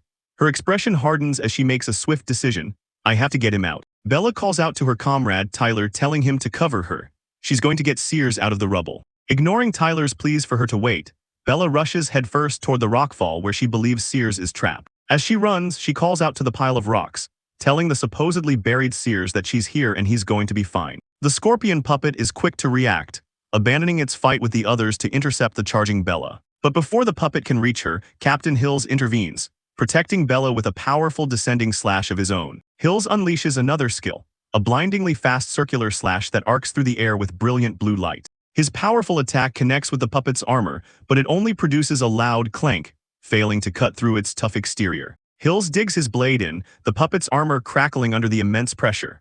All the while, the monster continues to blush and look strangely pleased with the attention. Watching the struggle, Tyler tries to reassure Bella, reminding her that Sears is a warrior and that a simple pile of rocks shouldn't be enough to take him down. Back with Sathel, she is still reeling from the shock and disgust of having her foot bitten, calling Sears a disgusting guy while her foot strangely drips. Thanks to the agility boost, Sears finally breaks free from her grasp. He coughs and gasps for air, a new system window confirming his agility has been boosted by another 340 points. Sathel, still blushing but now enraged, glares at him. She yells that he dared to get her feet dirty and that she's going to make him pay. Using his newly enhanced speed, Sears swiftly dodges another one of Sathel's attacks. Sathel relentlessly continues her assault with another powerful kick, which Sears manages to block with his forearm. She's too fast and strong. She grabs his face with her sharp-clawed foot, another humiliating pin. But as she holds him, Sathel is taken aback by an unexpected sensation. A thought appears in her mind, completely against her will. His face is so soft. A system window pops up, delivering bad news. Because he is unarmed, Sears is unable to use his skill, Instant Slash. He curses, realizing he should have brought a weapon. With no other option, Sears decides to rely on his fists. He pushes off a nearby wall, launching himself towards Sathel for a flying punch. His desperate punch is futile. Sathel effortlessly swats him out of the air like a fly, sending him crashing hard into a pile of rocks with a painful thud. Sathel looms over his defeated form, her foot pressing down on him. A wave of unexpected pleasure washes over her and she whispers aloud, "It feels so good." The involuntary thought sends a shock through her as the system confirms her internal conflict. The lust index has just jumped to 54%. Sathel is losing her composure, grabbing her head and panting. She says, "Oops," as she questions her own thoughts, blushing furiously from the strange sensations. Trying to regain focus, she reminds herself of her mission. She has to kill this guy now, worried about the consequences if the humans outside were to get into Lord Nay's room. She grabs the fallen scorpion tail, which is still connected to her by a thread of blue energy, preparing to use it as a weapon. With a powerful swing, she hurls the massive scorpion claw at Sears, which crashes into the ground beside him with a heavy thud. Sears braces himself, his expression serious and focused. He knows a big attack is coming. But this time is different. With a burst of speed, Sears easily dodges the attack. He realizes the agility he's gained from her is now enough to evade her moves. Now on the offensive, Sears concentrates magical energy into his hand, causing it to buzz and glow with a powerful blue aura. He slams his energized hand directly onto the scorpion claw weapon, creating a powerful explosion of blue light. Sathel unleashes another high kick with incredible speed. Sears, using his newfound agility, ducks just in time as her leg whooshes past his head. However, the dodge puts him in an extremely compromising position, with his face pressed directly against her torso. They both freeze for a split second, shocked by the sudden, intimate contact as Sathel's face flushes bright red. Reacting instantly, Sathel slams Sears into the wall, once again using her leg to pin him by the neck with a loud thud. Blushing, she looks down at him with a mix of anger and arousal. "I caught you again," she says, vowing to strangle him with her leg this time. Pinned against the wall, Sears glares back with fierce determination, refusing to give up. Sears challenges her in his mind. "Try my grip now," he thinks, as his armored hand shoots out to grab her leg. The moment his hand makes contact, Sathel cries out, her face a mask of shock and pleasure. The sensation sends her reeling backward, her body arching as she cracks the wall behind her. Sears's touch has a new effect, a system window revealing he just lowered her defense by 130 points. Humiliated and enraged, Sathel recovers and viciously stomps her foot down on Sears's face, pinning him to the floor. She furiously screams at him not to touch her leg with his disgusting hands. In her rage, she loses concentration, and the scorpion tail weapon she was wielding with magic threads falls uselessly to the side. On the ground, Sears finds that his hands have pinned down the magical threads that controlled Sathel's weapon. He lies on the ground, stunned. He realizes the scorpion tail broke because he managed to sever the connection. Yet he is still in awe of her strength, admitting to himself that he couldn't fully hide from her attack. Having disarmed him, Sathel looms over Sears's prone body. She lifts her foot high, declaring her intention to crush his head right now. She steps hard on his head, but her humiliating attack only serves to make him stronger. System windows pop up, showing he has gained 50 endurance, 71 perception, and 93 magic. Sathel herself is confused by the experience. So weird, she thinks, blushing as she wonders why stepping on him like this gives her so much pleasure. She even contemplates stepping on his whole body to see how it feels. Her internal conflict and strange feelings of pleasure cause the lust index to climb even higher, now reaching 66%. She tries to justify her feelings by reaffirming her hatred for humans, declaring they only deserve to be trampled on as she retakes control of her weapon's magical threads. Meanwhile, her distraction has an effect on the other battle. The scorpion puppet begins to wiggle and lose its footing, much to Tyler's confusion. Captain Hills sees the opening and shouts for his team to press the attack. He declares that the beast is losing its balance and that they're winning. Back with Sears, Sathel stomps on him again, inadvertently granting him another power-up. Attack plus 240. Sathel is completely lost in the ecstasy, a look of pure bliss on her face. What a wonderful feeling, she thinks. Her pleasure peaks, and as the lust index skyrockets to 89%, her power surges along with it. Fueled by this new wave of power, Sathel reasserts control over her weapon. The scorpion tail immediately whips through the air, flying directly at Bella. A teammate sees the incoming danger and screams a desperate warning. "Bella, watch out, the scorpion's tail is coming." The massive scorpion tail whips through the air, flying right over Bella's head as she looks up in terror. It slams into the ground just behind her, the force of the impact sending shockwaves through the cavern. Watching from a distance, Tyler screams Bella's name in horror, thinking she was hit. Bella collapses to the ground from the shock, but she is unharmed. Captain Hills stands over her, turning to face the new threat. The scene cuts abruptly back to Sears, who is blushing and screaming in a panic. "Wait a minute, not there." Sathel, in her crazed state, is pressing her foot down on a very sensitive area, causing Sears to protest. Back with the others, the scorpion tail, having missed Bella, now turns its attention to Captain Hills. He realizes it's coming for him next. Hills stands his ground, blocking the massive tail with his sword. The impact is tremendous, creating a huge shockwave that cracks the ground around him. The tail's immense power leaves Captain Hills stunned, his own armor cracking from the blow. Fixated on the weapon now stuck fast in the rock, he's shocked by its strength, realizing this is no ordinary elite monster. The source of this chaos, however, is Sathel, who is completely oblivious. She is lost in a world of pleasure, thinking it feels so soft. Amazing. As steam rises from her body and the lust index skyrockets to a critical 95%. Having freed its tail, the scorpion puppet leaps over Captain Hills, trying to attack him from behind. Hills turns, furious with himself. "*MN, I didn't even notice what it was doing," he growls, realizing he's been outmaneuvered. He sees the monster's massive pincer coming for him, and realizes in a panic that it's too late for him to stop the attack. But at that exact moment, Sathel lets out another shriek, her mind still reeling from the sensation Sears is causing. Sathel's mental state directly affects her puppet. Just as it's about to strike, it begins to twitch and rattle, its attack faltering. The attack slams into the ground, but Captain Hills, bracing himself with his sword, manages to block the pincer at the last possible second. His eyes snap open, realizing he has survived and now has an opportunity. He holds the pincer back, surprised he is able to block it. The puppet itself screams, green drool dripping from its mouth as it struggles against him. A teammate seizes the opening created by the puppet's confusion, shouting "good chance," as he lands a solid blow on the monster's back, staggering it. With the puppet now staggered and exposed, Captain Hills prepares to end it. He unleashes his ultimate skill, Tiger Roar Slash, sending a powerful flurry of glowing blue energy slashes directly at the beast.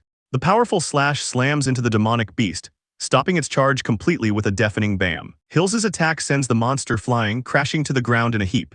His teammates watch in awe, one of them exclaiming, "What a great blow." Tyler and another warrior are ecstatic.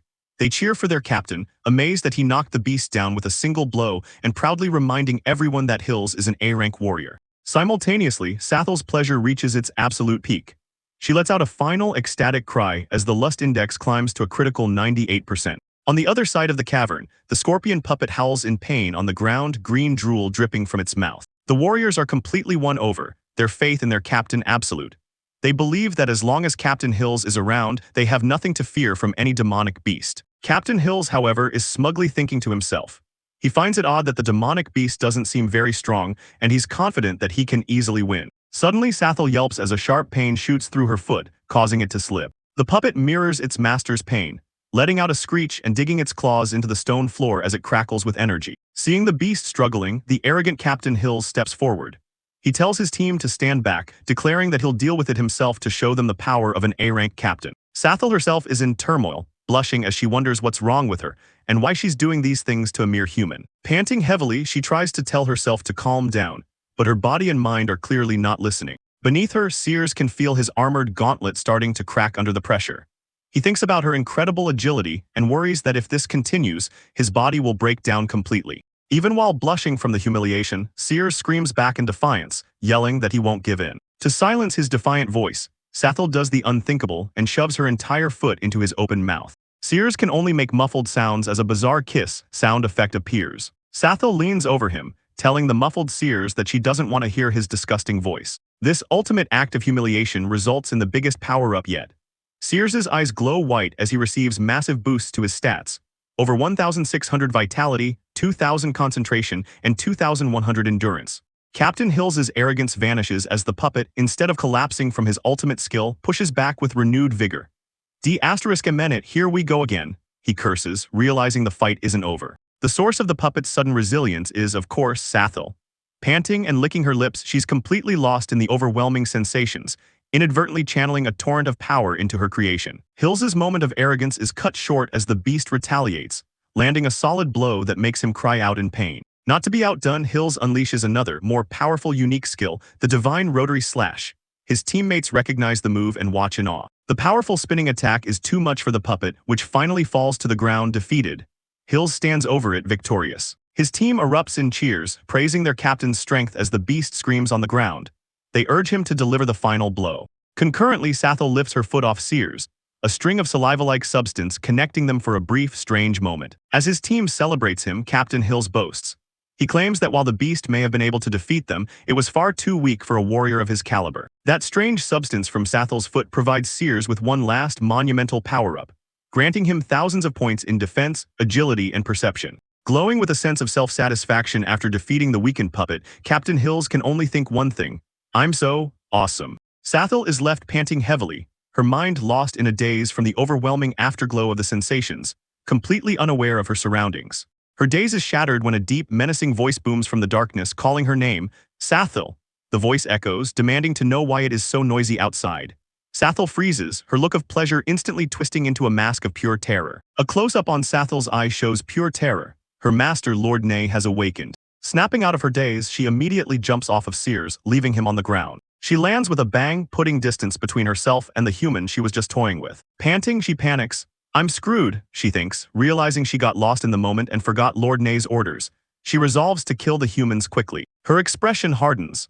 Her long nails crackle with energy as she recommits to her mission, determined to make up for her lapse in duty. But it's too late. A final system window appears, attack plus 10000. Sathel looks up to see Sears now standing on a cliff edge, enveloped in a swirling red aura of immense power.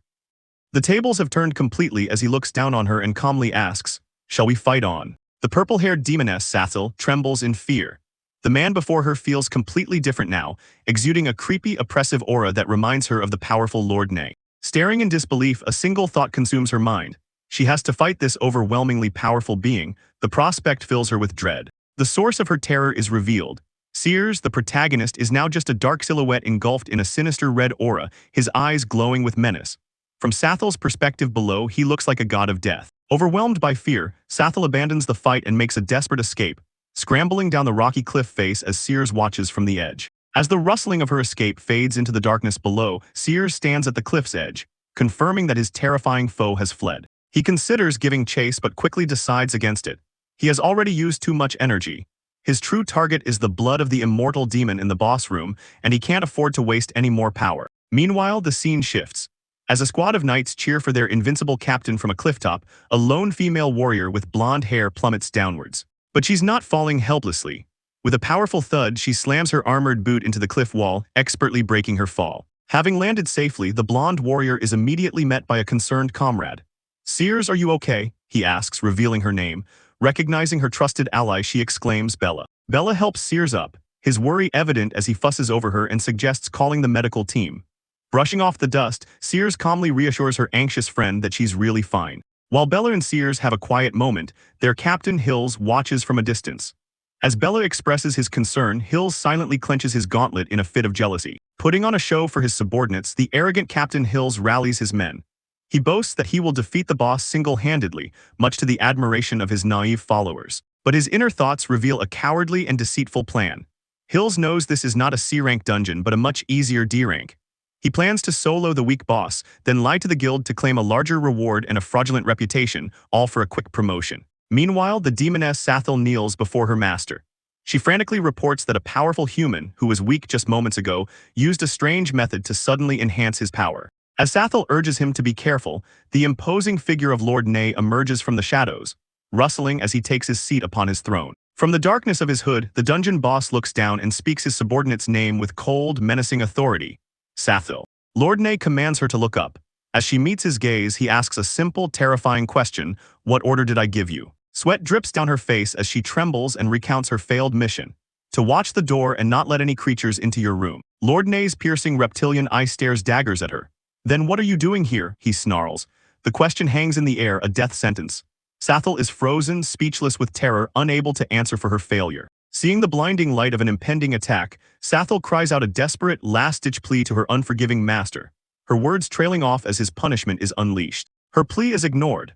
A searing yellow beam of energy shoots from Lord Ney, striking her directly in the chest. The beam erupts in a massive explosion, engulfing Sathel in a torrent of destructive power. As the smoke clears, the imposing figure of the dungeon boss Ney stands revealed.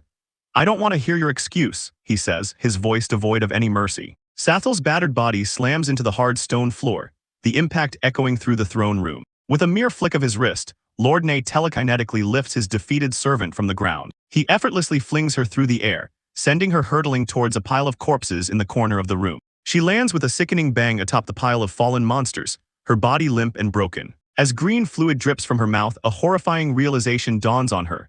Lord Ney intends to use her as fuel for his ritual. "I don't want to die here," she thinks in despair. Ignoring the body of his servant, Lord Ney turns his attention back to his grand ritual. Now revealed in his true, multi-armed form, he stands before a massive cauldron, watching the bubbling green liquid inside as it nears its final stage. He then reveals the horrific cost of this potion, boasting that he has used thousands of humans and demonic beasts, their very souls blazing like embers to fuel his dark creation. He looks down at his creation.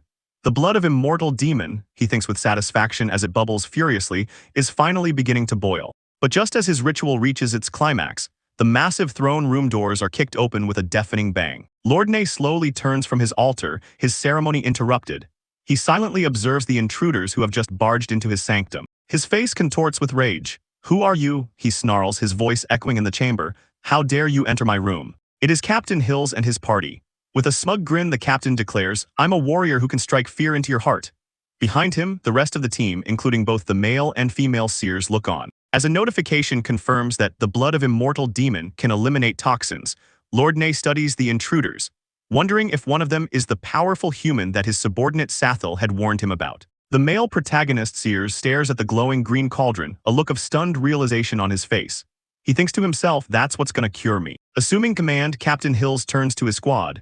"Everybody listen up," he barks. "No one makes a move without my order." Stepping forward, Captain Hills points his sword at the boss in a dramatic pose.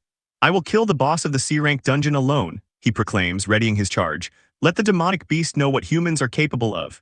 His loyal subordinates erupt in cheers, shouting for him to kill it. But while the captain soaks in the glory, the male seers pays him no mind. His eyes are locked on the prize behind the boss, his one and only goal in this dungeon. On that table, he thinks with quiet intensity, is the blood of immortal demon. As the intruders approach, a massive, intricate magic circle buzzes to life, forming a protective barrier around Lord Ney and his precious cauldron. Undeterred, the arrogant Captain Hills charges forward, his ego inflated by the cries of his men yelling, "Go, Captain, kill it." As Hills leaps into the air for his attack, Lord Ney remains perfectly still, simply raising one of his massive hands to casually intercept him. "Feel the fear," Hills screams, bringing his sword down in what he believes will be a decisive slash. But the attack is stopped dead. Lord Ney effortlessly blocks the full force of the captain's A-rank sword with the tip of a single finger. A low rumble begins as Ney channels a fraction of his power into his fingertip, causing the captain's blade to glow ominously. The energy erupts. In a flash of light, Captain Hills' prized A-rank armor is blown to pieces, shattering from the force of Ney's casual counter. With a simple flick, Ney sends the captain flying backward, swatting him away like a fly. His subordinates can only watch in stunned silence, their cheers turning to cries of horror. They scream his name, Captain, as their invincible leader is defeated in a single blow. Hills slams into the far wall with a tremendous bang, his prized A-rank armor completely disintegrated. The impact reveals the secret, dark scale-like S-rank armor he wore underneath, the only reason he's still alive. His confidence is shattered as completely as his outer plating. With a final thud, Captain Hills lands in a heap at the feet of his subordinates, who rush to his side crying his name. Lord Ney looks on in utter contempt. "The best of you is that weak," he scoffs, concluding that his guard, Sathil, was useless for being scared of such pathetic intruders. Panting for breath, Hills realizes his A-rank armor was smashed in a single blow. He thinks to himself that if it weren't for the secret S-rank soft dragon scale armor his brother gave him, he'd be dead. His men help him to his feet, pointing out with concern that his armor is shattered and asking if he's all right. Hills' mind races with fear and confusion. He can't understand what's going on, or how there can be such a massive difference in strength between the dungeon's regular monsters and its boss. His arrogance replaced by pure terror, Hills devises a new, cowardly plan. He can't fight Ney directly, so he decides to let his own teammates wear the boss down first. He'll fight Ney only when the boss is exhausted. That way, the captain thinks selfishly, my odds are better. Putting on a brave face, Hills turns to his squad and gives the suicidal order. "Everyone on my command," he yells. "All hands charge, do your best." However, a sensible B-rank warrior named Tyler voices a desperate objection. He warns Captain Hills that a disorganized assault will result in heavy casualties and pleads with him to use their standard defensive formation with shields in front. Enraged at this challenge to his authority, Hills gets in Tyler's face. "Are you questioning my judgment or trying to disobey me?" he seethes, using his rank to violently shut down any dissent. While Tyler tries to protest, Hills shoves him aside. "Then cut the C***app, I'm the captain," he screams, "you do what I tell you to do." With all dissent crushed, Hills turns to his troops and offers a false hypocritical promise. "Everyone arm up, don't be afraid," he lies, "I'll protect you all." Buoyed by their captain's empty words, the loyal soldiers begin their reckless charge, rushing headfirst towards the dungeon boss. Lord Ney looks down on the charging humans with pure contempt, cracking his knuckles. "A bunch of reckless nonentities," he sneers. "Your flesh and blood are not even qualified to be fuel for the altar." As the warriors swarm his platform, Ney prepares to unleash his power, promising to show them the absolute, insurmountable difference between man and demonic beast. Following the reckless command of their Captain Hills, the knights charge forward. Their captain shouts that there is a desperate gap in power between them and the dungeon boss. The imposing, horned demon Lord Ney unleashes a devastating wave of fiery energy upon the charging knights. The warriors are violently thrown into the air by the force of the blast, their bodies engulfed in the inferno as they cry out in agony. The intense flare consumes everything in its path, incinerating the knights in an instant, leaving only silhouettes against the blinding light. From the heart of the explosion, the dungeon boss Lord Ney emerges, a terrifying figure with multiple arms and a cruel, demonic visage, orchestrating the massacre with contemptuous ease. The heat is so immense that the very ground begins to sizzle and melt, turning the battlefield into a molten wasteland. Captain Hills watches in disbelief, as his own sword begins to melt from the sheer intensity of Lord Ney's power. Lord Ney lands gracefully amidst the scorched earth, the sound of his bare feet echoing in the now silent chamber. Looming over the carnage, Lord Ney's voice drips with contempt as he mockingly asks the terrified survivors if this is the fear they so desperately wanted to feel. The taunt shatters what little composure Captain Hills has left. Faced with an enemy he can't possibly win against, his survival instinct takes over and he screams at his men to run, turning to flee and abandon his command. As the captain turns to flee, a mysterious, crackling dark hand suddenly grabs his shoulder, stopping him in his tracks. The warrior Tyler looks on, speechless. Consumed by fear, Captain Hills ignores the hand on his shoulder and continues to scream, ordering any survivors to fall back and retreat immediately. Hearing his captain's cowardly order after sending so many to their deaths, Tyler's shock turns to rage as he screams, "What an arrogant fool." The grip tightens as Sears's hand firmly grabs the captain's wrist, preventing his escape. Struggling against the iron grip, Captain Hills is confronted by Sears, who reminds him of his empty promise. "Captain Hills, you just said you'd protect us all. The battle between you and the boss is not over yet." With his face shrouded in shadow, Sears coldly informs the captain, "You can't leave now." Hills tries to pull rank, screaming that he is the captain and won't be dragged down. "You can stay and die, but don't take me with you." Lord Ney looks on, amused by the infighting. He raises a hand, preparing another attack as he mocks the captain for breaking into his room only to try and flee. As Lord Ney readies another attack, the terrified captain screams at Sears to look at the danger behind him. But Sears is unmoved, instead pulling the struggling captain back from his escape. Panic turns to disbelief as Hills thrashes in the unbreakable hold. "I can't get my hand out," he screams internally, unable to comprehend the impossible strength coming from the F-rank warrior he'd always scorned. As Lord Ney prepares another devastating energy blast, Captain Hills screams in terror, realizing the attack is aimed at them and desperately pleading for Sears to let him go. In a desperate attempt to escape, Hills throws a punch at Sears, screaming, "I can't beat the boss, but you're no match for me, you F-rank loser." Sears effortlessly catches the captain's fist, stopping his pathetic attack completely. With a sickening crack, Sears clenches his gauntlet and crushes the captain's hand. Captain Hills lets out a horrific scream of pure agony as the bones in his hand are shattered. Sears then snaps the captain's leg with a brutal kick and coldly states, "Hills, as captain you shall keep your word." At that moment, Lord Ney unleashes his sphere of destructive energy, sending it hurtling towards them. As he prepares to act, Sears's eyes narrow with cold fury as he yells, "You shall protect your teammates." With immense force, Sears hurls the screaming Captain Hills directly into the path of the attack. "You shall block the attack so your team can retreat," he roars, forcing the captain to become the human shield he had tried to make of his own men. For a fleeting moment, time seems to slow.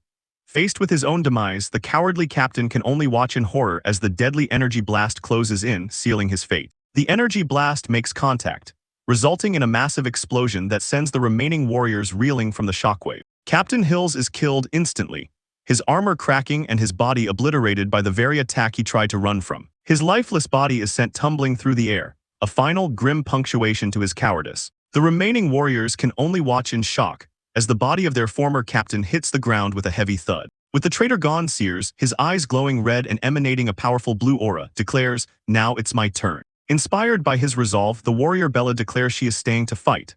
By her side, Tyler agrees, adding that he will stay to deal with the demonic beast too. Bella clarifies to Tyler that she's staying specifically for Sears, showing her newfound faith in him. Tyler quietly responds, "I know." Tyler finds his own courage, declaring that as the best B-rank warrior, he's here to destroy demonic beasts, not run away. He concludes, "I'm tired of taking orders from idiots." Their defiance enrages Lord Ney. "After seeing my power, you still won't run away," he seethes, taking their courage as a grave insult. "Are you looking down on me?" Ignoring the demon's fury, Sears makes his move. He activates his instant slash skill, lunging forward with his blade aimed at Lord Ney in a lightning-fast attack designed to create an opening and bypass him. But Lord Ney is faster, blocking the blade with his bare hand, the metal screeching against his demonic skin. Sears immediately withdraws, leaping back as Lord Ney tries to retaliate with his multiple arms. Though the attack was blocked, a piece of Ney's robe is torn away. The boss's eye glows red with surprise and anger as he thinks, "So fast." Sears lands gracefully, his feint having served its purpose. Instead of re-engaging, he turns and sprints past the boss, revealing his true objective. "The blood of immortal demon, my antidote, I'm coming." Lord Ney watches him go, completely bewildered. What? Why is he running to the altar? The boss quickly pieces it together, a look of dawning horror on his face as he realizes Sears's true goal isn't to fight, but to steal the precious liquid. Sears sprints across the throne room floor, his eyes locked on the glowing altar in the distance. He's so close. Just as the enraged Lord Ney is about to give chase, Bella and Tyler intercept him, attacking from both sides to buy Sears time. "Stay away from my altar," Ney screams. Tyler, his eyes glowing with power, finds an opening in the boss's defense and brings his sword down, seeing a good chance to land a critical blow. However, Lord Ney moves with impossible speed, his hand blurring as he prepares to counter. He effortlessly blocks both of their attacks at once, catching their blades in his bare hands. Ignoring them, Ney turns his attention back to the fleeing protagonist. "This guy's really fast," he muses, charging an energy blast, like a cockroach. Seeing the boss preparing to fire at Sears, Bella screams with fierce determination, "You're not gonna hurt Sears." She rushes forward again, desperate to intercept Lord Ney and protect Sears from the incoming attack. Lord Ney pivots his foot with a rustle of his robes, easily positioning himself to deal with a reckless charge. He contemptuously swats Bella aside with his tail, surprised at how little effort it took to make her fall. With his pursuers dealt with, Ney unleashes a rapid-fire barrage of energy blasts aimed at the distant Sears. Explosions erupt at Sears's heels, but he pushes through, jumping and dodging as he closes the final distance to the altar. He leaps through the air, his body glowing with power as he reaches for his prize. Victory is just an arm's length away. Below, the blood of immortal demon bubbles in its cauldron. My antidote, he thinks, I'm here. But just as he gets within reach, a massive, unforeseen magic circle erupts around the altar, buzzing with immense power. Sears looks on in shock and disbelief, realizing at the last second that his prize is protected. His gauntleted fingers make contact with the shimmering, invisible wall of the magic circle. The moment he touches it, the barrier violently rejects him, unleashing a powerful wave of magical energy. Sears is thrown backwards, his body sent tumbling through the air, his desperate attempt thwarted. Lord Ney stands victoriously, now holding his defeated opponent's swords. He explains with a mocking tone, I drew the magic circle myself. As long as I'm alive, no creature can get in. Landing hard on the cracked floor, Sears looks up with grim realization. Sure enough, he thinks, I can't just go and drink the blood of immortal demon to detoxify myself. Panting, he stares back at the dungeon boss, his path forward now brutally clear. There is only one way to get his antidote. I have to beat the boss. Continuing from the last chapter, Sears hides behind a tree.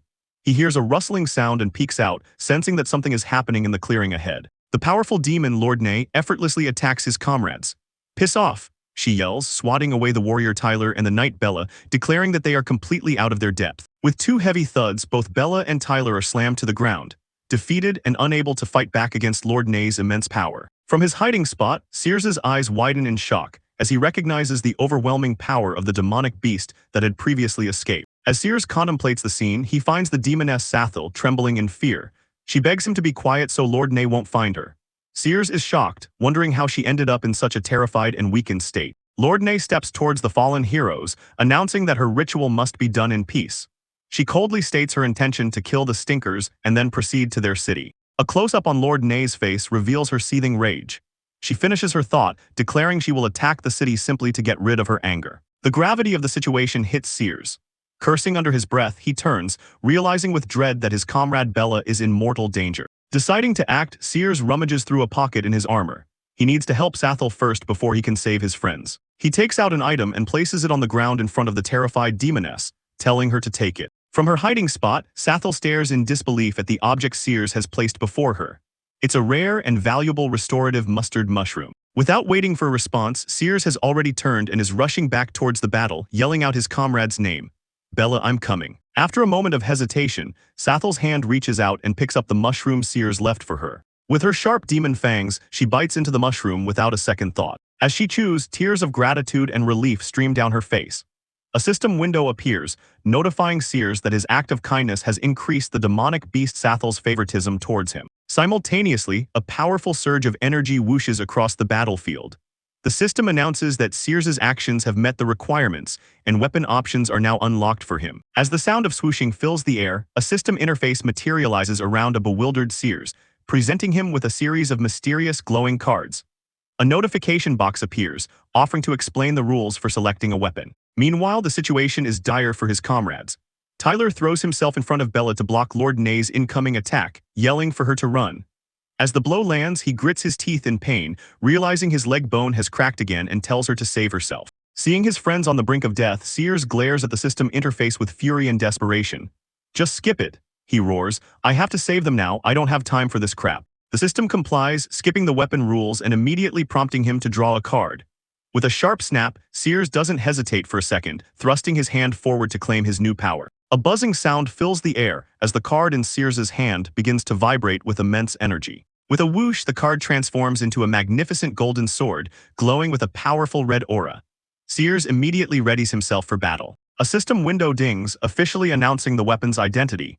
Sears has obtained the clothless sword. With a snap, Sears plants his feet firmly on the ground, preparing to unleash the power of his newly acquired weapon. Filled with newfound power, Sears leaps towards Lord Ney, his eyes glowing as he brings the sword down, shouting, "Try my new weapon." With an intense focus and a cry of "Take this," Sears swings the glowing blade down with all his might. But with a loud bam, Lord Ney effortlessly catches the blade with her bare hand, her sharp claws gripping it tightly, completely halting his attack. Holding the sword in place, she looks at him with a smirk and tells him to move away from his comrades. revealing that they were just bait for her real target. As she lifts him and his sword with ease, Lord Nay reveals her true motive. His comrades were never the goal. Her target has always been Sears himself, the extremely fast cockroach-like human who had been evading her. She closes the distance between them, her clawed hand reaching for him as she prepares to strike. At such a close distance, she taunts, I'll see how you can possibly dodge. But Sears pushes back with a swoosh, his eyes blazing with defiance. Don't underestimate me, he yells, I didn't say anything about dodging. As his sword makes contact with her hand, there's a faint ripping sound, though the effect isn't immediately obvious. Lord Nay looks at the tiny scratch on her hand and scoffs. All you could do was scratch my skin, I didn't even bleed, she lectures. This is the difference between humans and demonic beasts, she finishes. But as she boasts, a loud bam echoes and her clothes suddenly rip and tear apart, disintegrating off her body. She looks down in confusion, muttering what? As the tattered remnants of her outfit rustle and fall away, leaving her back and body exposed. A moment later, blushing furiously with shock and embarrassment, the mighty Lord Nay screams in disbelief. Where are my clothes? Watching from the sidelines, both Bella and Tyler are rendered in a comedic art style, blushing and dumbfounded by the turn of events. Sears made the boss's clothes disappear, Bella asks in total shock. Sears himself, blushing but clenching his fist in triumph, thinks to himself how awesome this weapon is. A system window finally appears, explaining the absurd power of the clothless sword. Striking an enemy causes their clothes to disappear, and when they are fully naked, a powerful must-kill skill will be triggered. Completely naked and trying to cover herself, the demon lord is overcome with humiliation and rage. Dirty bastard, dirty trick, she screams at Sears, I'm going to kill you. Continuing the fierce battle, Sears faces off against the demon Lord Nay, raising his glowing red sword for a powerful downward strike. Lord Nay swiftly avoids the attack, her tail whipping through the air as Sears' sword slams into the ground, his eyes glowing with red energy. A moment of realization dawns on Sears. He thinks back on his last attack, noting that when he hit her palm, her upper clothing vanished. He logically concludes that if he hits her legs, her lower clothing will disappear as well. Lord Nay stands there, confused and exposed. A plan begins to form in Sears' mind. If he can make her mask disappear, it will trigger the must-kill skill, giving him the chance to finally defeat her. Feeling confident, Sears decides he just needs to get close and spam his instant slash skill. However, a system notification pops up, informing him he only has enough magic for 6 slashes and the skill has a 10-second cooldown. In a moment of chibi-style frustration, Sears complains about how useless the skill is. The system asks if he wants to deactivate it, to which he firmly replies, no. Returning to the battle, Sears decides to use the skill reluctantly.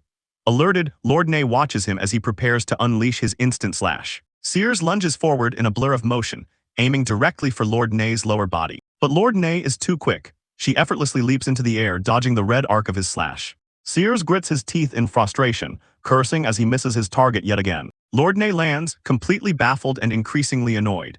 She wonders why he keeps trying to hit her leg and if his goal is simply to strip her of her remaining clothes. Undeterred, Sears rushes in once more, swinging his sword with fierce determination. Having had enough of his strange attacks, Lord Nay's anger erupts. You filthy bastard, she screams as she grabs him. She effortlessly overpowers him, sending him flying with a powerful blow. Sears is thrown across the battlefield, unable to stop himself as he hurtles towards the rocky cliffs. He crashes violently into the ground, his sword digging deep into the stone. With a grunt, Sears manages to use his embedded sword as an anchor, stopping his fall down the steep cliff face. Battered and bruised, he clutches his face, blood dripping from his nose. Ouch, it hurts, he groans, my nose is breaking. He looks at his hand, a sudden thought crossing his mind. This pain, as sharp as it is nothing compared to the agony he felt from the toxic attack that felt like it was melting his very body. Filled with new resolve, Sears pushes through the pain. He knows this is nothing he can't handle. As he prepares for his next move, he begins a countdown, 5. Seeing him stand up again, Lord Nay prepares a counterattack of her own, pointing a single finger at him as energy begins to gather at its tip. As the energy around her finger buzzes and intensifies, Sears continues his countdown, 4, 3. Lord Nay fires a beam of energy, but Sears swiftly steps aside, dodging the blast just as his own countdown reaches 2. As an explosion erupts behind him, the final second ticks away. 1, Sears thinks, a realization dawning on him. It's been 10 seconds. His skill's cooldown is finally over. Lord Nay is stunned that Sears dodged her attack. As the dust settles from the explosion, Sears realizes with a jolt that the 10-second cooldown for his skill is finally over. Without a moment's hesitation, Sears activates instant slash once more.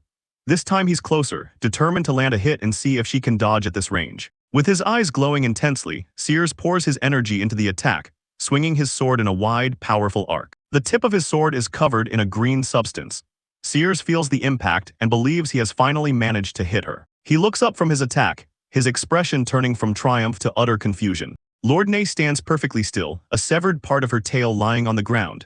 She taunts him, "I didn't say I was going to run, brat." She explains with a smirk that she only held back because she was afraid of his ridiculous skill stripping her naked. Cracking her glowing knuckles, she condescendingly calls him so slow. A wave of terror washes over Sears as he realizes the truth.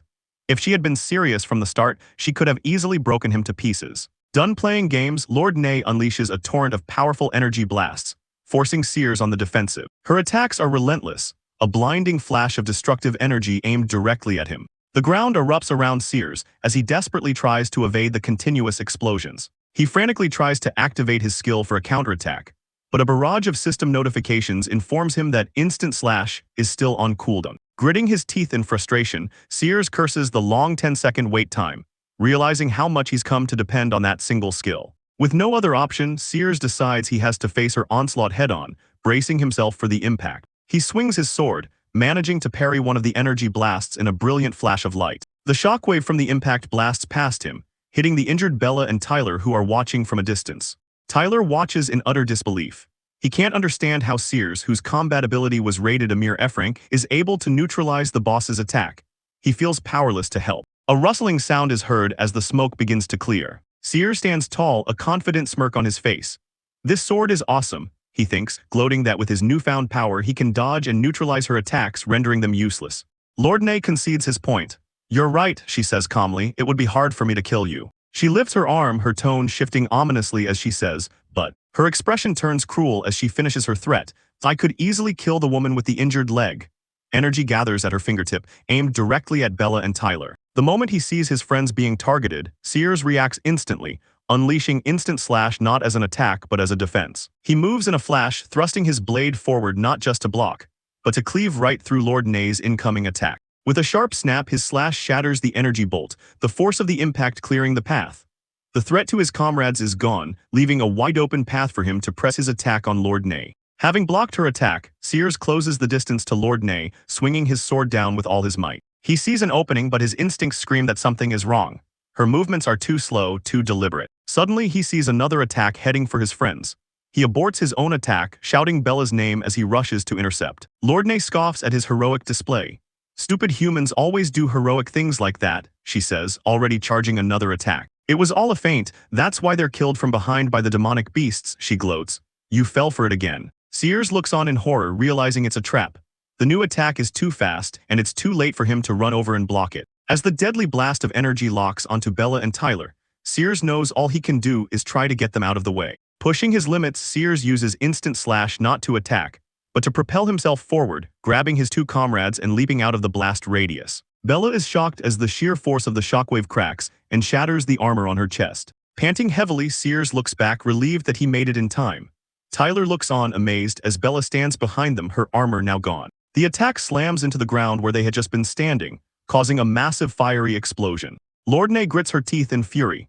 "D***, he dodged it again," she snarls, frustrated by his persistence. Her attention is suddenly drawn to a nearby altar, where the magical flame she had ignited for her ritual is beginning to die out. She curses her carelessness.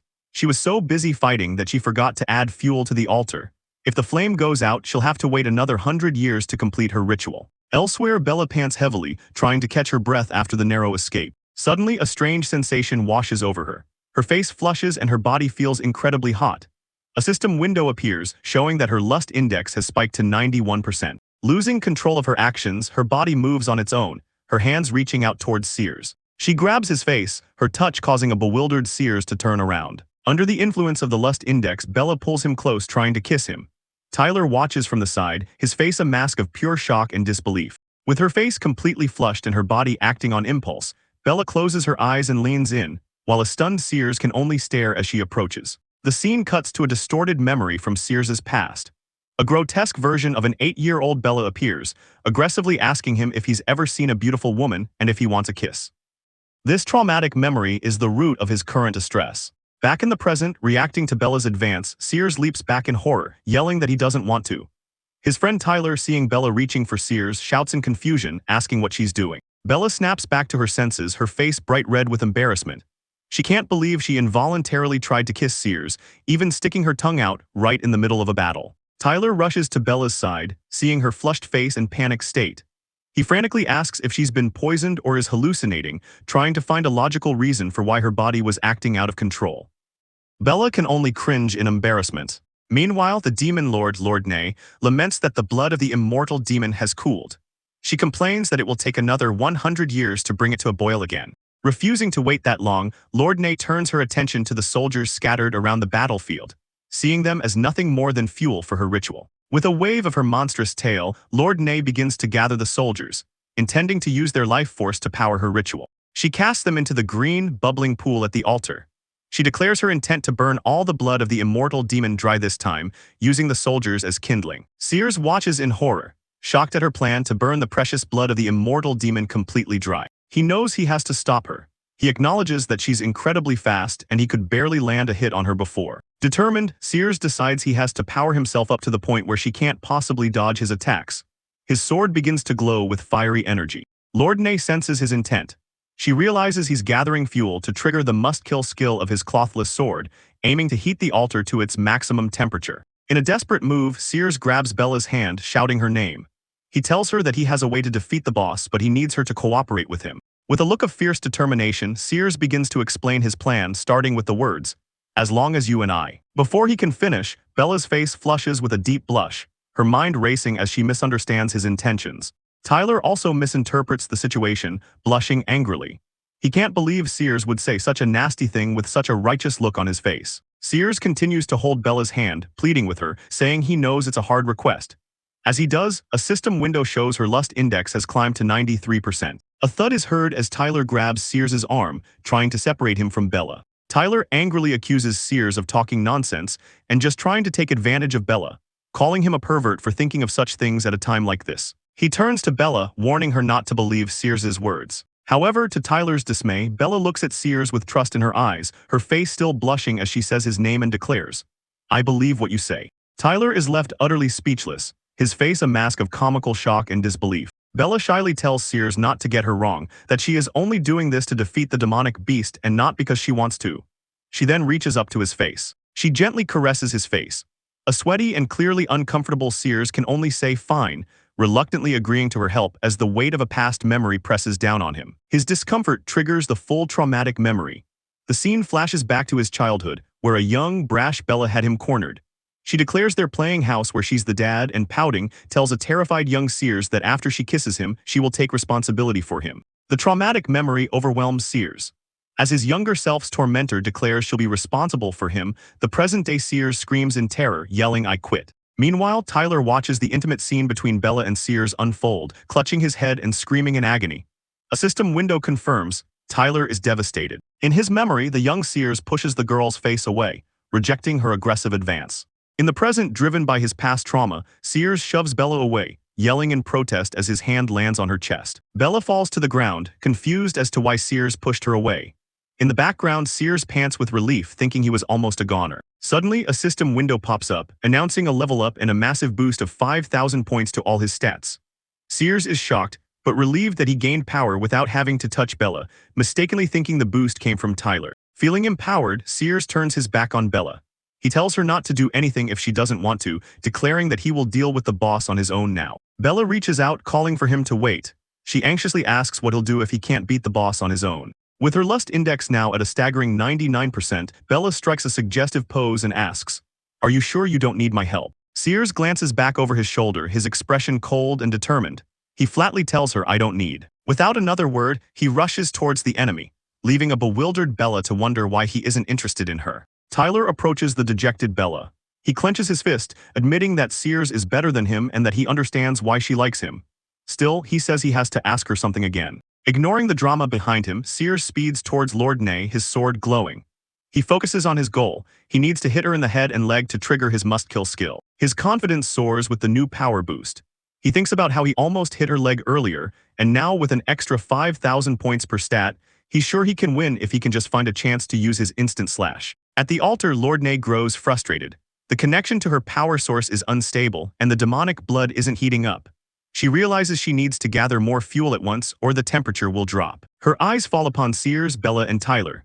A sinister plan forms in her mind. She decides she'll use all three of them as fuel. She lifts her other captured soldiers, their bodies hanging limply. She tells the heroes that they should be honored to be fuel for her ritual. As Sears closes in, Lord Nay swoops down, declaring that being used as fuel for her ritual is the highest compliment she can pay to a filthy human. Lord Nay begins to gather a massive amount of energy, deciding to use all her strength to kill the humans as quickly as possible. Sears watches as the energy converges, noting how huge the impending attack is.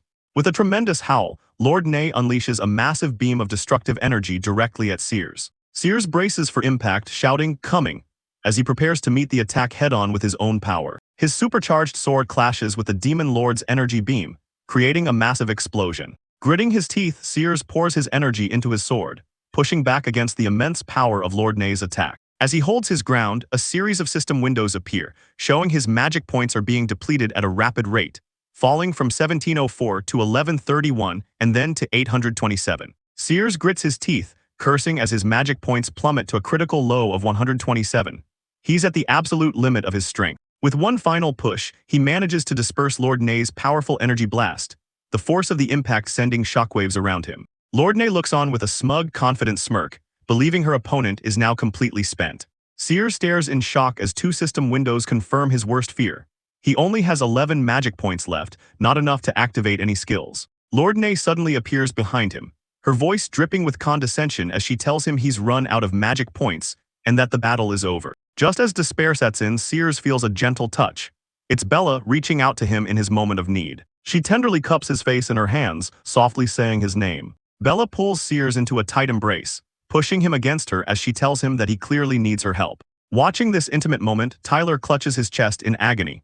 A system window cruelly confirms his emotional state. DETCTD, Tyler is heartbroken. As she holds Sears, Bella confesses with a soft, determined look in her eyes. She says that, like she told him before, there's someone in her heart, and that hasn't changed since she was little.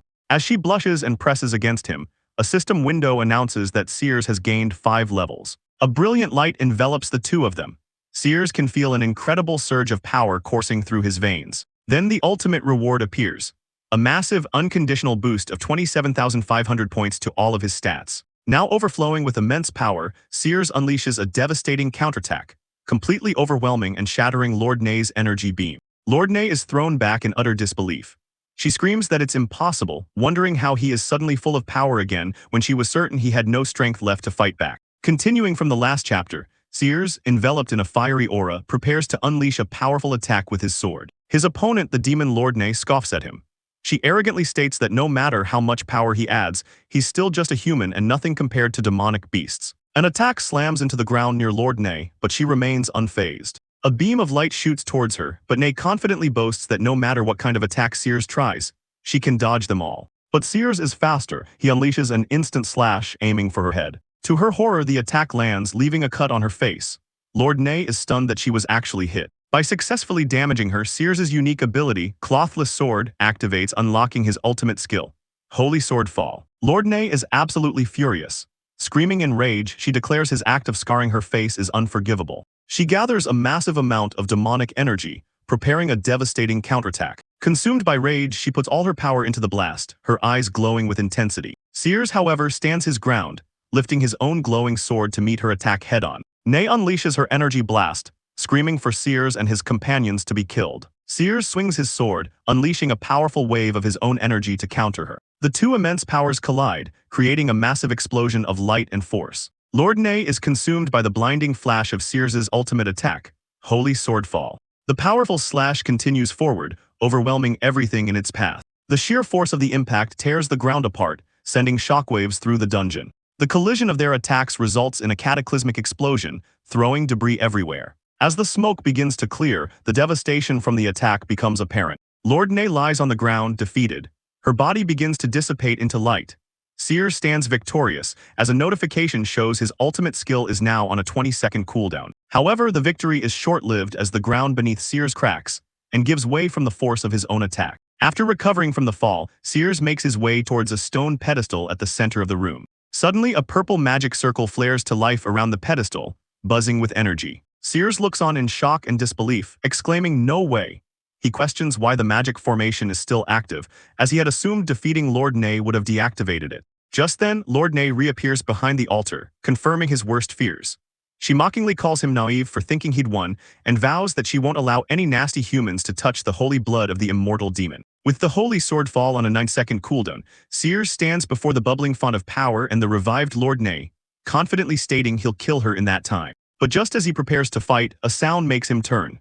He calls out in concern for his companion Bella. He sees her lying injured on the ground some distance away, having been caught in the crossfire of the battle. A system window appears over her unconscious form showing a critical warning, low health point, dying. Lord Ney, oblivious to his distraction, continues to taunt him, challenging him to a final showdown to determine whether humans or demons are superior. Sears glances at the bubbling blood of immortal demon, the very prize he came for, and then back towards his dying friend, a difficult choice laid bare before him. As Ney lunges forward to attack, Sears makes his decision. He ignores the demon and the prize, rushing to Bella's side and lifting her into his arms.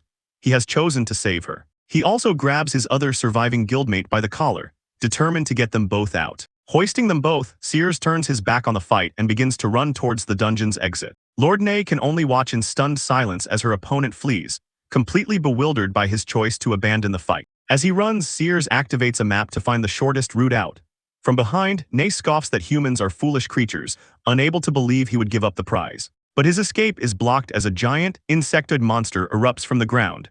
Sears knows he has to reach the guild's hospital as soon as possible. The monstrous bug roars, towering over Sears and his injured companions ready to strike. Sears's expression hardens with grim determination. He will not be stopped. He looks down at Bella's unconscious face and a memory from their past surfaces. The scene shifts to a playground, where a young Bella is being mercilessly bullied by other children who call her an ugly freak and mock her. As the bullies tell a young Sears that he should play a gorilla instead of a husband, he silently watches their cruelty. One of the boys tries to drag Sears away, warning him not to associate with the girl or he'll become ugly too. Young Sears has had enough. He slaps the bully's hand away, refusing to leave her side. Back in the present, Sears makes a ruthless decision. He impales his other guildmate with his sword and hurls him toward the monster as a diversion. With the monster distracted by the sacrifice, Sears unleashes another instant slash, aiming to carve a path through. The flashback continues. Young Sears kneels down to comfort the crying Bella. He tells her their game isn't over and that they should play the roles of mom and dad. He gives her a gentle kiss on the forehead, promising that he'll always be there for her, a vow that echoes in his current desperate struggle. Snapping back to the present, his instant slash strikes the giant insect monster with incredible force. The memory of his vow gives him the strength to carve a path for their escape. Continuing his desperate escape, Sears carries Bella while dragging his other guildmate, reassuring her that she will be fine. Meanwhile, back in the boss room, Lord Ney observes the font of power. She realizes that to summon the one she serves, the heat from the font is not enough. Resolving to fuel the summoning herself, her body begins to glow with an intense, fiery energy. With a determined leap, she jumps directly into the font, sacrificing her own body to complete the ritual. At the same time, the giant insect monster roars in agony as Sears's attack hits its mark. A massive explosion of energy erupts from the monster, a testament to the power of Sears's slash. Sears and his companions are thrown back by the force of the blast, as they narrowly continue their escape. As Ney is consumed by the blue flames of the altar, she offers her final words, lamenting that she can no longer serve her holy immortal demon. The monster reels as the full force of the instant slash tears through its body. The giant insect finally collapses, defeated, clearing the path for Sears. With the enemy defeated, Sears's magical clothless sword dissipates into particles of light, a system notification confirming it has been returned. He receives another critical update. His weapon will not be available again for another 12 hours. Unarmed but undeterred, he presses on, knowing he is close to the exit. Sears takes his first step out of the dark dungeon and into the daylight of the ruined city outside. The other members of his squad, who had already escaped, cheer with relief as they see survivors emerging from the dungeon entrance. Their captain Darren complains about his broken armor, blaming it all on Sears. He remarks that it was a close call and assumes Sears was killed by the monster. Just then, Sears appears at the mouth of the cave, carrying the unconscious Bella. One of the guild members spots him and shouts to the captain that Sears is still alive. Darren turns back, his expression shifting from relief to pure fury. Sears emerges from the dungeon, dragging the lifeless body of the guildmate he sacrificed behind him. Darren, enraged, grabs a sword from a subordinate and confronts Sears, furiously demanding to know how he dared to disobey his orders and escape. Wasting no time on the corrupt captain, Sears rushes past him, delivering a powerful kick that sends Darren flying. He has more important things to worry about. Upon exiting the dungeon, Sears is confronted by his corrupt captain, Darren, who, enraged to see him alive, declares that he will receive no medical support from the guild's hospital. Ignoring the captain's empty threats, Sears, knowing that the injured Bella's life is on the line, declares his own justice and lands a powerful blow on Darren's face.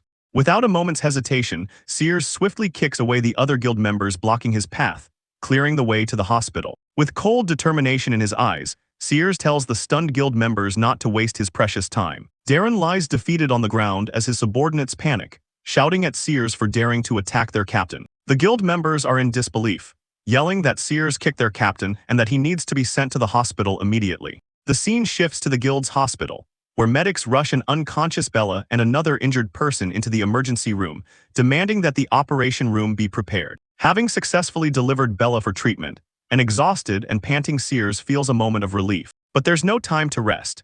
Sears immediately turns to leave, his mind set on returning to the dungeon to finally retrieve the blood of the immortal demon and cure the poison ravaging his own body. Meanwhile, back in the depths of the dungeon, the summoning ritual that Nay initiated begins to activate, causing the vessel to crack. A crimson substance, the culmination of Nay's life force, erupts violently from the basin. The red liquid splashes across the chamber floor, gathering in the center of the sacrificial altar. From the shadows, a purple-haired demon woman, Sathil, watches the spectacle, musing that her master Nay has sacrificed herself and wondering what powerful entity she has summoned. The crimson mass begins to coalesce, taking on a humanoid form upon the altar. From within the flowing red cloak, a pale, slender hand with sharp nails emerges. The newly formed being lets out a powerful surge of energy that whips through the entire chamber. The force of the blast throws Sathil to the ground, causing her to cry out in shock. As she looks up, Sathil is overwhelmed by a terrifyingly eerie aura, a pressure so intense it feels like countless needles are piercing her very bones. The summoned entity slowly rises, remarking on the familiar smell and sensation, recognizing this place as its home. The being reveals her full form, announcing her return. It is a woman with deathly pale skin and long, flowing red hair, identified by a system message as the immortal demon Lord Satos. Struck with primal fear, Sathil realizes how dangerous the situation has become, and that her only option is to run for her life. Lord Satos turns her gaze, her piercing red eyes silently observing the chamber. With a swift movement, she leaps from the altar towards the far wall of the dungeon. She places her hand against the stone wall, a quiet clap echoing in the chamber before she brings it down. In a terrifying display of power, Lord Satos smashes her hand into the ground, causing the entire floor to erupt in a shower of rock and debris. The ground continues to erupt from the force of Lord Satos' attack. The lesser demons below are sent flying, screaming in terror as the floor beneath them explodes and they fall into the chasm below. While the weaker demons plummet, Lord Satos and the gravely wounded Nay land gracefully amidst the chaos. Dust and debris fill the air as the dungeon continues to crumble from the aftershock. At the bottom of the pit, the surviving demons groan in pain, confused. They recognize the area as Lord Nay's room, wondering if she was responsible for the destruction, before one of them shouts for the others to look up. Looking up, they are stunned to see that the dungeon's ceiling has been completely obliterated, revealing the sky above. They question who could have possibly done this, suspecting it might have been Lord Nay. The demons quickly realize this level of power is far beyond what Lord Nay was capable of. From the edge of the chasm, Lord Satos looks down and confirms their suspicions, stating bluntly that Nay is dead. Satos declares that she is in need of a servant. Down below, the surviving demons wonder what to do now that their leader is gone. Driven by the instinct to serve the strong, one of the demon leaders kneels, pleading to become the servant of the one who is clearly stronger than Nay. Seeing their leader's example, the rest of the demons immediately join in, shouting their pledges of loyalty to their new, immensely powerful master. Lord Satos looks down at the groveling demons with utter contempt, commenting on how ugly their desperation is. With a flick of her hand, she unleashes a torrent of green energy, annihilating the very demons who had just sworn their lives to her. As their bodies are destroyed, Satos declares with a sadistic smirk that she has no need for ugly servants. Having disposed of the fodder, Satos walks towards the one remaining demon, the wounded Lord Nay. Satos looks down at the defeated Nay, compliments her appearance, and then commands her to raise her head and open her mouth. Nay obediently opens her mouth, revealing her sharp, demonic teeth. She opens her jaws wide, awaiting the command of her new master. Lord Satos drips a bead of her own glowing green blood from her fingertip into Nay's mouth, ordering her to consume it. The moment the blood enters her system, Nay's eyes widen as its power begins to take effect. A wave of energy envelops Nay. She's shocked by the sensation as her body begins to rapidly repair itself, feeling an incredible surge of strength. Satos leans in close, asking Nay if she feels good now. She explains that her blood will not only heal her but make her immune to all damage and increase her strength. Satos adds that this transformative process will also be extremely pleasurable, a fact reflected in Nei's ecstatic, blushing expression. Now that Nei has been empowered and made subservient, Satos gives her a new command. Go find a clean room and wait for her. The story then shifts away from the dungeon to the towering headquarters of the Hunters Guild. Inside, the corrupt Captain Darren is slammed face-first onto a desk by a figure wearing golden gauntlets, clearly facing repercussions for his earlier actions. The man in the suit is revealed to be Darren's S-level brother, who is furious at him for failing the mission.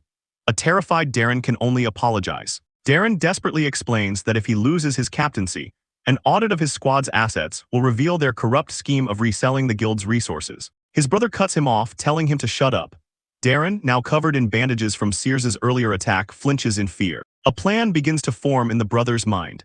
He asks Darren to confirm the name of the squad member who disobeyed his orders, and Darren identifies him as Sears. Finding Sears's file, which already has a failing grade, the corrupt S-level executive decides to make him the scapegoat for the entire failed mission. The scene cuts back to Sears, completely unaware that his former superiors are plotting to blame the entire incident on him, branding him a deserter and sentencing him to death. Having returned to the dungeon, Sears stands at the edge of the massive chasm, looking down in shock at the collapsed chamber where the antidote was supposed to be. He leaps down into the ruins and rushes towards the altar, desperately hoping that the antidote somehow survived the destruction. He reaches the platform, but his heart sinks as he finds the basin that once held the blood of the immortal demon is now nothing more than a deep, empty pit. Sears stares in stunned silence, his mind struggling to process the devastating truth.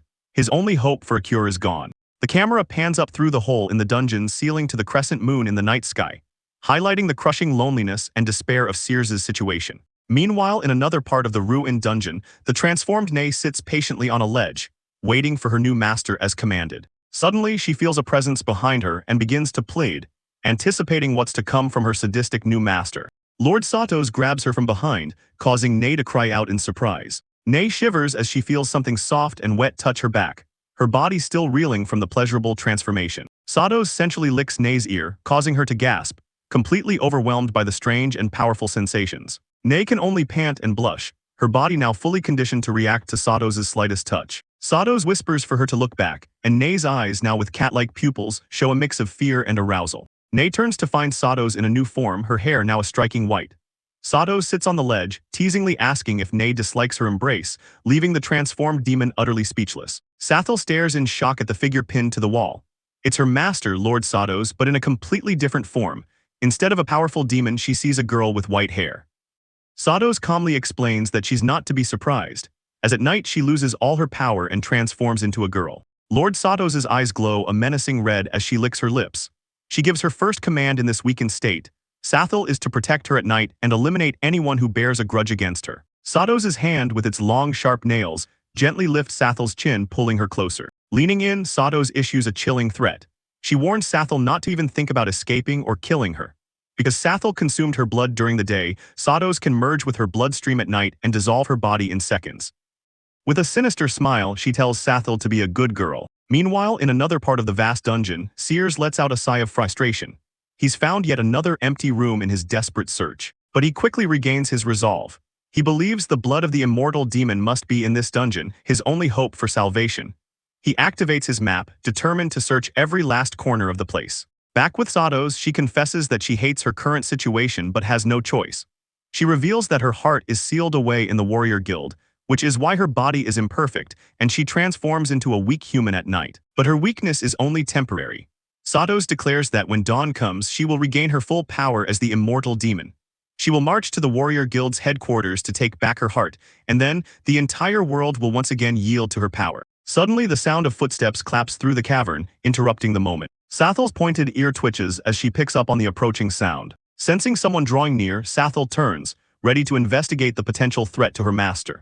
But before she can move, Satos calls out her name, telling her to look back. Satos gives another command, a strict warning. Sathel must not stray more than 3 miles from her during combat. If she does, Satos will consider it an act of desertion and melt her body without a second thought. Sweat beads on Sathel's face as she looks down, reluctantly acknowledging the command. She is completely bound to her master's will. Elsewhere, a system window pops up in front of Sears. The map has located its target. Nei Dungeon is where the blood of immortal demon is kept. Sears's hope is reignited. He was right all along. The patter of his footsteps quickens as he follows the map's guidance. With a burst of speed, Sears dashes forward. Only one room remains unsearched. He's certain his goal lies just ahead. With a loud bam, Sears crashes into the chamber, coming face to face with a startled Sathel. Reacting in an instant, Sathel launches a powerful kick, catching the intruder Sears right in the head. Her eyes are cold and determined, as she carries out her duty to protect her master from any potential threat. As Sears stumbles back from the blow, Sathel lands gracefully. She recognizes him. "It's you again, sick human," she says with disdain. At that moment, a strange sensation washes over Lord Satos. Her body begins to tremble uncontrollably. Panting and blushing, she questions the sudden twitch in her body, quickly realizing it's a reaction that only happens when she is close to her missing heart. Sathel confronts Sears, confused. She thought he had already died. She warns him to leave before dawn, noting that his body has recovered and he's able to fight again. Changing the subject, she then asks, "Is the mushroom I gave you delicious?" The mere mention of the mushroom causes Sathel's face to flush with a bright red blush, betraying her usual cold and collected demeanor as she remembers the shared moment. Flustered, Sathel denies it completely. She claims it was the worst mushroom she's ever eaten and tells him to get lost. But a system window pops up, revealing the truth. Her affinity for him is at 71%. Sears, now drawn in a cute chibai style, playfully points out her blush. He cheekily remarks that her affinity for him seems to be much higher than he expected. Enraged by his teasing, Sathel shouts "Bullsh *T" and launches another high kick at Sears's head, trying to silence him. As her foot flies towards him, she screams that she doesn't like him at all, her actions completely betraying her words. But this time Sears is ready. He deftly catches her ankle mid-kick, stopping her attack cold. Sathel lets out a surprised "ah." With her leg still in his grasp, Sathel tries to maintain her tough exterior, shouting that humans only make her feel disgusted. Sathel lands awkwardly, surprised that Sears suddenly let her go. She turns to see that Sears has already moved past her. He tells her he has something urgent to attend to and will play with her later, having completely escaped her attack. Sears ignores Sathel and focuses on the massive door in front of him. He reaches out, a sense of certainty washing over him. He can feel it. The blood of the immortal demon is just beyond this door. He pushes the door open, revealing Lord Satos standing in a shower of light. Sears is taken aback, completely surprised to find a person waiting for him. Staring in disbelief, Sears processes the scene. He was expecting a vial of blood or a monster, not a person. He wonders to himself, a human boy. Still dazed, Sears reaches out towards the figure, and his hand accidentally makes contact with Satos's chest. Sathel rushes over, shocked and questioning why Lord Satos has come out. Sears, realizing his mistake, quickly tries to pull his hand back. Sears yanks his hand away with a whoosh. But as he pulls away, a strange energy crackles and connects his hand to Satos's body. He screams in agony as a powerful force courses through him. A silhouette of Sears's body reveals a glowing orb of energy located in his lower abdomen. It's Satos's heart. The shocking truth is revealed. Satos stares in horror, exclaiming, "My heart, why is my heart on his p***ness?" While Sears continues to scream from the bizarre connection. With a snap, Sears breaks the connection, stumbling back. Furious and confused, he yells at Satos, demanding to know what she wants from him. Just then, a system window appears above Satos's head, identifying her plainly. The blood of immortal demon. Sears is stunned into silence. His antidote, the thing he's been desperately searching for, has turned into a girl. 1,000 questions race through his mind as he begins to understand the impossible situation. Putting the pieces together, Sears makes a decisive move. If she is the source, then her blood must be the cure. He grabs her wrist, ignoring the cracking sound as his gauntlet makes contact. Determined, he licks the blood from the small cut on her hand, hoping this is the end of his quest. As he does, Satos lets out a soft, breathy moan, her face flushing a deep red. But his hopes are instantly crushed. A system notification delivers the devastating news: not detoxified, remaining health point 101 days. Sears stares at the hand he's still holding, his mind reeling in disbelief. Seriously, he mutters, why can't her blood work? Satos answers his desperate question with cold indifference. Looking down at the man still clutching her wrist, she states the harsh reality: I'm a human now, surely my blood is useless. Seeing Sears manhandling her master, the ever-loyal Sathel flies into action, launching a powerful kick and yelling, "Hands off." But Sears, now focused on a much bigger problem, easily sidesteps her attack. He takes a deliberate step away, his attention wholly on Lord Satos, leaving Sathel to land awkwardly behind him. Lord Satos is still reeling from the revelation. She can't comprehend how her heart was absorbed by a mere human, transformed into essence and stored in his dirty part. A seductive, determined look crosses her face as she realizes the implication. If she wants to get her power back, there's only one way: she has to suck it back from him. Sears misinterprets her intent entirely. He thinks she's threatening to turn him into a puddle of blood as punishment. His mind races, wondering if there's another way, perhaps another bodily fluid he needs to consume to get his antidote. Deciding he doesn't have time to puzzle it out now, Sears makes a choice. Never mind, I'll take her away first. He stomps the ground hard, kicking up dust and rock. He prepares to dash away, but is thrown off balance as the ground begins to violently shake. With a tremendous boom, a massive spider-like demon erupts from the floor.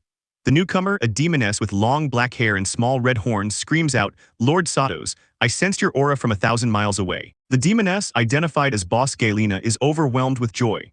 She proudly presents a bell on her choker, a gift from Satos, declaring how thrilled and excited she is to finally find her. Galena's excitement turns into a possessive obsession. Having proven her love, she asks maniacally, "Now can I swallow you? You'll belong to me forever." Sathil and Satos can only look on in horror. Lord Satos's expression becomes grim. She knows exactly how dangerous a threat the obsessive Galena is. Just as Galena lunges, Sears reacts with lightning speed, grabbing hold of the vulnerable Satos. He scoops her into his arms and leaps away just in time. Galena's powerful attack slams into the ground where they were standing, knocking Sathil aside in the process. Galena looks up, her expression turning sour as she watches her prize being stolen from her grasp. With a powerful jump, Sears carries Satos through a hole in the cavern ceiling, making a swift escape. As they fly through a crystalline passage, Sears wonders how a boss-level demon could have appeared so suddenly. Cursing the terrible timing, Sears holds Satos tight. He knows he has to protect her. She's his only chance at finding a cure, so he must get her to safety. They land hard, finally clear of the immediate danger. Back in the cavern, a furious Galena slams the ground in frustration, screaming after them, "Give her back to me." The scene opens to a tense chase under the pale moonlight. The spider-like demon Galena relentlessly pursues her prey through the city, shouting, "Human, don't run away." Having narrowly escaped, Sears catches his breath amidst the towering skyscrapers, believing he has finally shaken off the demonic beast that was chasing him. He bursts through a door, only to collapse onto a mysterious woman with long white hair.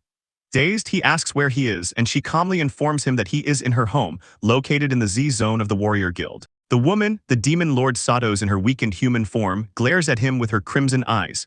She declares that since her heart was sealed, they will all pay the price. Once she reclaims her power, she will slaughter them all. Suddenly, her demeanor changes. She gently strokes Sears's face, calling him Mr. Warrior, much to his shock and confusion. With a blush and a look of desperation, Satos explains her predicament. A curse has been cast on her by scary demonic beasts, and she claims that if she doesn't sleep with a man soon, she will die. She pleads for him to save her, but Sears is conflicted. A nosebleed starts as he tells himself that as an upright warrior, he cannot take advantage of her situation. Satos grows more insistent, leaning over him and crying out that she's in pain, begging Mr. Warrior to help her. Sears is in agony, his body reacting against his will. He curses, internally battling his own urges while his conscience screams that he can't take advantage of a lady as it would cause his honest heart pain. He tries to reason with himself, believing that as a warrior, his responsibility is to help those who are suffering. He feels he must do something to alleviate her pain. With newfound resolve, Sears declares that he will save her with his body and take on the pain that lies deep in his heart. However, Satos's inner monologue reveals her true intentions. She plans to suck the essence from him to regain her power, after which she will slay them all. As she lunges at him, Sears's face is a mask of strained ecstasy and confusion, drool escaping his lips. Suddenly, Sears's eyes snap open in realization. He notices something unusual, questioning how a human could possibly have a tail. He stops her, his mind racing. He realizes that tails should be at the back, but what he's seeing is in the front. A horrifying realization dawns on him as his eyes widen in shock and disbelief at what he is witnessing. Sears lets out a blood-curdling scream as a bright light emanates from his lower body, his eyes glowing with purple energy. With a furious cry, he violently pushes Satos away from him. Satos is thrown back by the force of his push, sent flying across the room. Sears lands hard on the floor, panting heavily. As he falls, a small, glowing object that looks like a miniature, winged version of Satos drops out from his armor. He looks up in utter disbelief and horror, his teeth chattering as he stammers, why do you also have it?" Before he can process the bizarre situation, he is struck from behind with a powerful bang. Satos leans in close, her red eyes glowing menacingly. She reminds him, "Mr. Warrior, you promised to save me." Satos's hand reaches for his armor, creating a rustling sound. Sears lets out another cry, a mix of shock and alarm as he feels her touch. Ignoring his protest, Satos looms over him, her tongue out in anticipation. "It's almost dawn," she whispers. "My body is starting to change. You can't regret this now." All Sears can do is murmur in resigned hesitation, bracing for what's to come. Just as Satos makes her move, the small, glowing creature that fell from Sears's armor begins to buzz loudly, emitting a purple light. Both of them are startled by the sudden interruption. A whooshing sound fills the room as something or someone else makes a sudden entrance, surprising both Sears and Satos. A third person, the demoness Sathil, appears sprawled on the floor. She cries out in hunger, complaining that she's starving to death. With tears in her eyes, Sathel looks up weakly and pleads, "Master, save me." Seeing this, Sears pushes Satos aside, declaring that Sathel urgently needs his help and that he will save her first. Meanwhile, Sathel complains that the room is too small to even stretch her body out. Using this as an excuse, Sears quickly scrambles away from the two demonesses and rushes towards the kitchen, yelling that he'll cook for the hungry Sathel. He immediately gets to work, summoning a powerful burst of fire on the stove. As the pan sizzles, Sears panics internally. He plans to cook to stall for time but worries about what to do next. He knows if he doesn't save Satos, she might die and he'll lose his only chance for an antidote, even briefly considering if he should just go through with it. He violently rejects the thought, screaming in frustration as tears stream down his face. He can't bring himself to do it. His moment of crisis is interrupted by Satos, who has followed him. She states impatiently that she doesn't want to wait for daytime and wants to take back her power right now. She begins to advance on Sears, who is trapped in the kitchen, declaring that if he's not willing, then she'll just have to do it the rough way. Satos grabs a struggling Sears from behind, causing him to cry out in alarm. Sears manages to break free, shouting, "Let me go," and bumping Satos with the pan in his haste to escape. He runs out of the kitchen, announcing that he's finished cooking and is going to save Sathel first. Satos watches him go, a look of silent frustration on her face. Satos curses her weakness. She laments that in this human body, she doesn't have the physical power to suppress him. Meanwhile, the tip of Sathel's tail is seen shaking from behind a closed door elsewhere in the apartment. Sears enters the bathroom to find Sathel sitting on the floor, a bottle in her hand and bubbles coming from her mouth. Sears is horrified to realize she's drinking toilet cleaner. He asks if she's okay, but Sathel, blushing with pleasure, simply declares that it's yummy. Having finished her drink, Sathel takes a large bite of the food Sears has prepared for her. Back in the main room, Sears tries to placate the imposing Sathel, telling her to calm down. But she announces that now it's her turn, as a worried Satos looks on. Sathel slaps Sears's hands away, angrily stating that she doesn't want to hear his excuses. The two demonesses overpower him. Satos pins him to the floor while Sathel ignores him, eagerly lifting the bowl of food to her mouth, shouting, "I want it now." Suddenly, a system notification appears, "Weapon returning time." In a flash of light, Sears's armor and clothes vanish, leaving him completely naked. The mad system then issues its cruel ultimatum. Sears must run on the street wearing only a single piece of cloth while waving at 33 people. Sears shouts back in defiance, refusing to do such a thing. But the system presents the alternative. If he fails the task, he will be dragged into the reverse advanced paradise. A magnificent, glowing door materializes before him, ready to pull him in. Terrified, Sears looks back as the doors to this supposed paradise begin to creak open. Behind the doors, a crowd of muscular, shadowy figures with glowing red eyes writhe and pose, gleefully beckoning him to come play with them. Sears screams in pure terror, realizing that the punishment for failure is far more horrifying than the humiliating task itself. He contemplates the impossibility of the task. The single piece of cloth is too small to cover himself. Held horizontally, his back is exposed. Held vertically, he can't wave to people without revealing everything. He wails in despair, realizing that no matter what he does, he can't cover his full body and will be completely exposed. Having accepted his fate, Sears announces that he needs to go out. Sathel, seeing him leave, tells Satos that he is all hers now. As Sears disappears, a bewildered Sathel asks if humans usually go out in this manner. Satos, defeated for now, sits down, thinking that it seems she can only wait until daytime. Sathel then offers Satos the bottle of toilet cleaner, asking if she wants some because it tastes good. Satos looks at her with utter disdain and refuses. Outside, Sears prepares himself. With grim determination, he ties the small piece of cloth around his face like a mask, resolving that at least no one will see his look of humiliation. With a final scream, he bolts, running towards the public barbecue square, determined to finish his embarrassing task as quickly as possible. Meanwhile, perched atop a building overlooking the city, the spider demon Galena curses, noting how fast her human prey managed to run. However, a sinister grin spreads across her face. With her eyes glowing malevolently, she declares that she has already sensed that he is in this area, ending the chapter on a note of impending doom. In the middle of the night, our hero Sears appears, wearing nothing but a face mask. He comically waves his arms to get everyone's attention, shouting for them to look at him. As he runs through the city streets, the citizens react with predictable outrage. Shouts of "pervert" and "freak" echo through the air as a mob forms to catch him. A system window reveals the cause of his strange behavior. He is in the middle of a weapon returning task. He's only completed 12 out of 33 objectives, and with less than 8 minutes remaining, the pressure is on. The chase intensifies. The angry citizens are closing in, vowing that he's doomed for causing a scene in their zone. Sears, however, seems to be heading towards an even more crowded area. Meanwhile, in another part of the city, a foot lands silently. A demonic-looking woman with white hair and red eyes warns her companion, the beautiful Lord Satos, that someone is approaching. The newcomer is a purple-haired elf-like woman named Sathel. She has finally located her master, addressing the white-haired woman as Lord Satos. Sathel urges her master that they must leave immediately, as the city has a warrior guild making it dangerous for them. But Lord Satos remains calm, saying that since dawn is near, there is no need for them to hide. Lord Satos then gives an order. Sathel is to find that human. When the sun rises, he is to drop his blood on the ground, which will allow Satos to track him down and use force to take back her essence. As Sathel leaps from the building to carry out the order, a question crosses her mind. What will be the fate of the human once Lord Satos reclaims her essence? Sathel comes to a grim conclusion. After the ordeal, the human would be nothing more than a pool of blood. Sathel continues her descent, leaping across the urban landscape. Her acrobatic moves don't go unnoticed, as the warriors on the street below spot her and shout for her to stop. Undeterred, Sathel peeks over a rooftop, continuing her search for the human. The scene cuts back to Sears, who is somehow still managing to greet people while being pursued.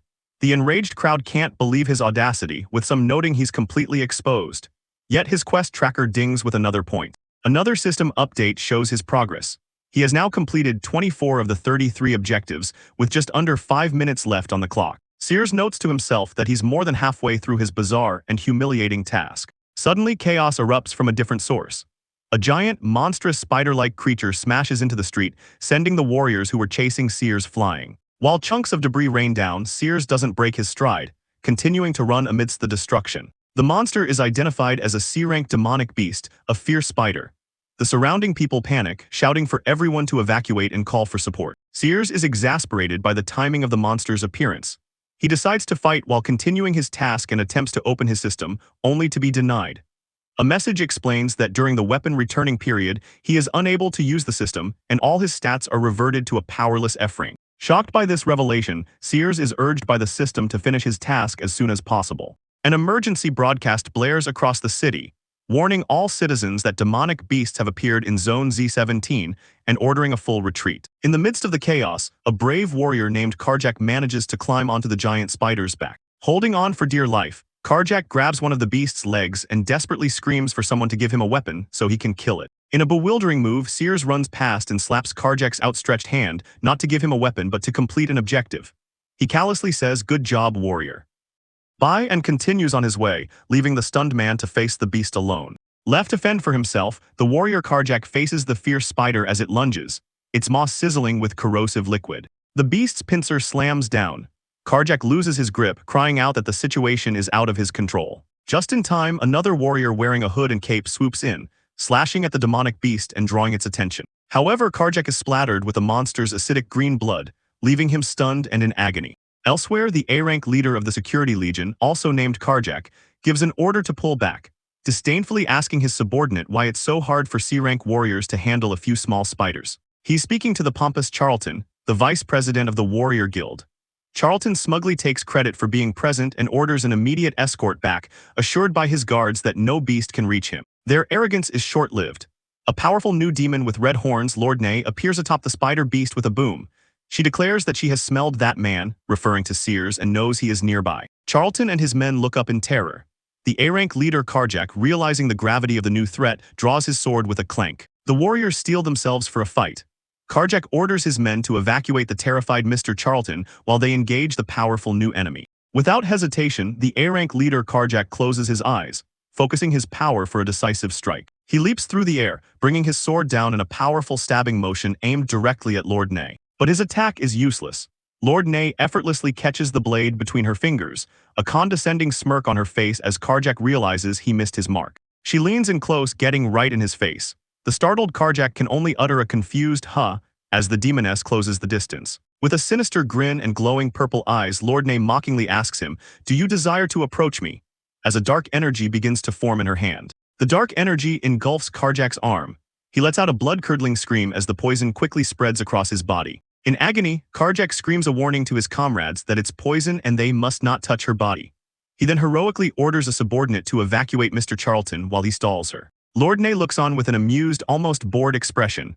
"Blocking me," she says to herself, "looks like I was underestimated." Meanwhile, the sound of bare feet slapping against the pavement can be heard. Sears is still running for his life. His system shows the terrible urgency of his situation. He's completed 32 of 33 greetings with less than a minute remaining. Bloody hell, he thinks, I still need to greet one person. As Vice President Charlton watches in horror, another of his men is caught by Lord Ney's poison and screams in agony as his body begins to dissolve. Ney holds up the dissolving warrior with a sadistic pleasure, commenting that his screams turn her on. She seems disappointed when he falls silent. But I want to hear more, she says, dropping the warrior's remains. In the background, the terrified Charlton screams for emergency support. As Charlton is frantically screaming for Ney to let his man go, Sears spots his final target. He appears right behind the distracted vice president. Sears yells, "Fatty, look at me." Charlton turns, his face a mask of shock and confusion. With that final greeting, a system window dings, confirming, weapon returning task completed. Triumphantly, Sears yells, "I got back my suit." As a brilliant blue light envelops him, his full armor materializing instantly. His power restored, he immediately gives the command, "Open the system." As a reward for completing the grueling task, the system presents Sears with a choice.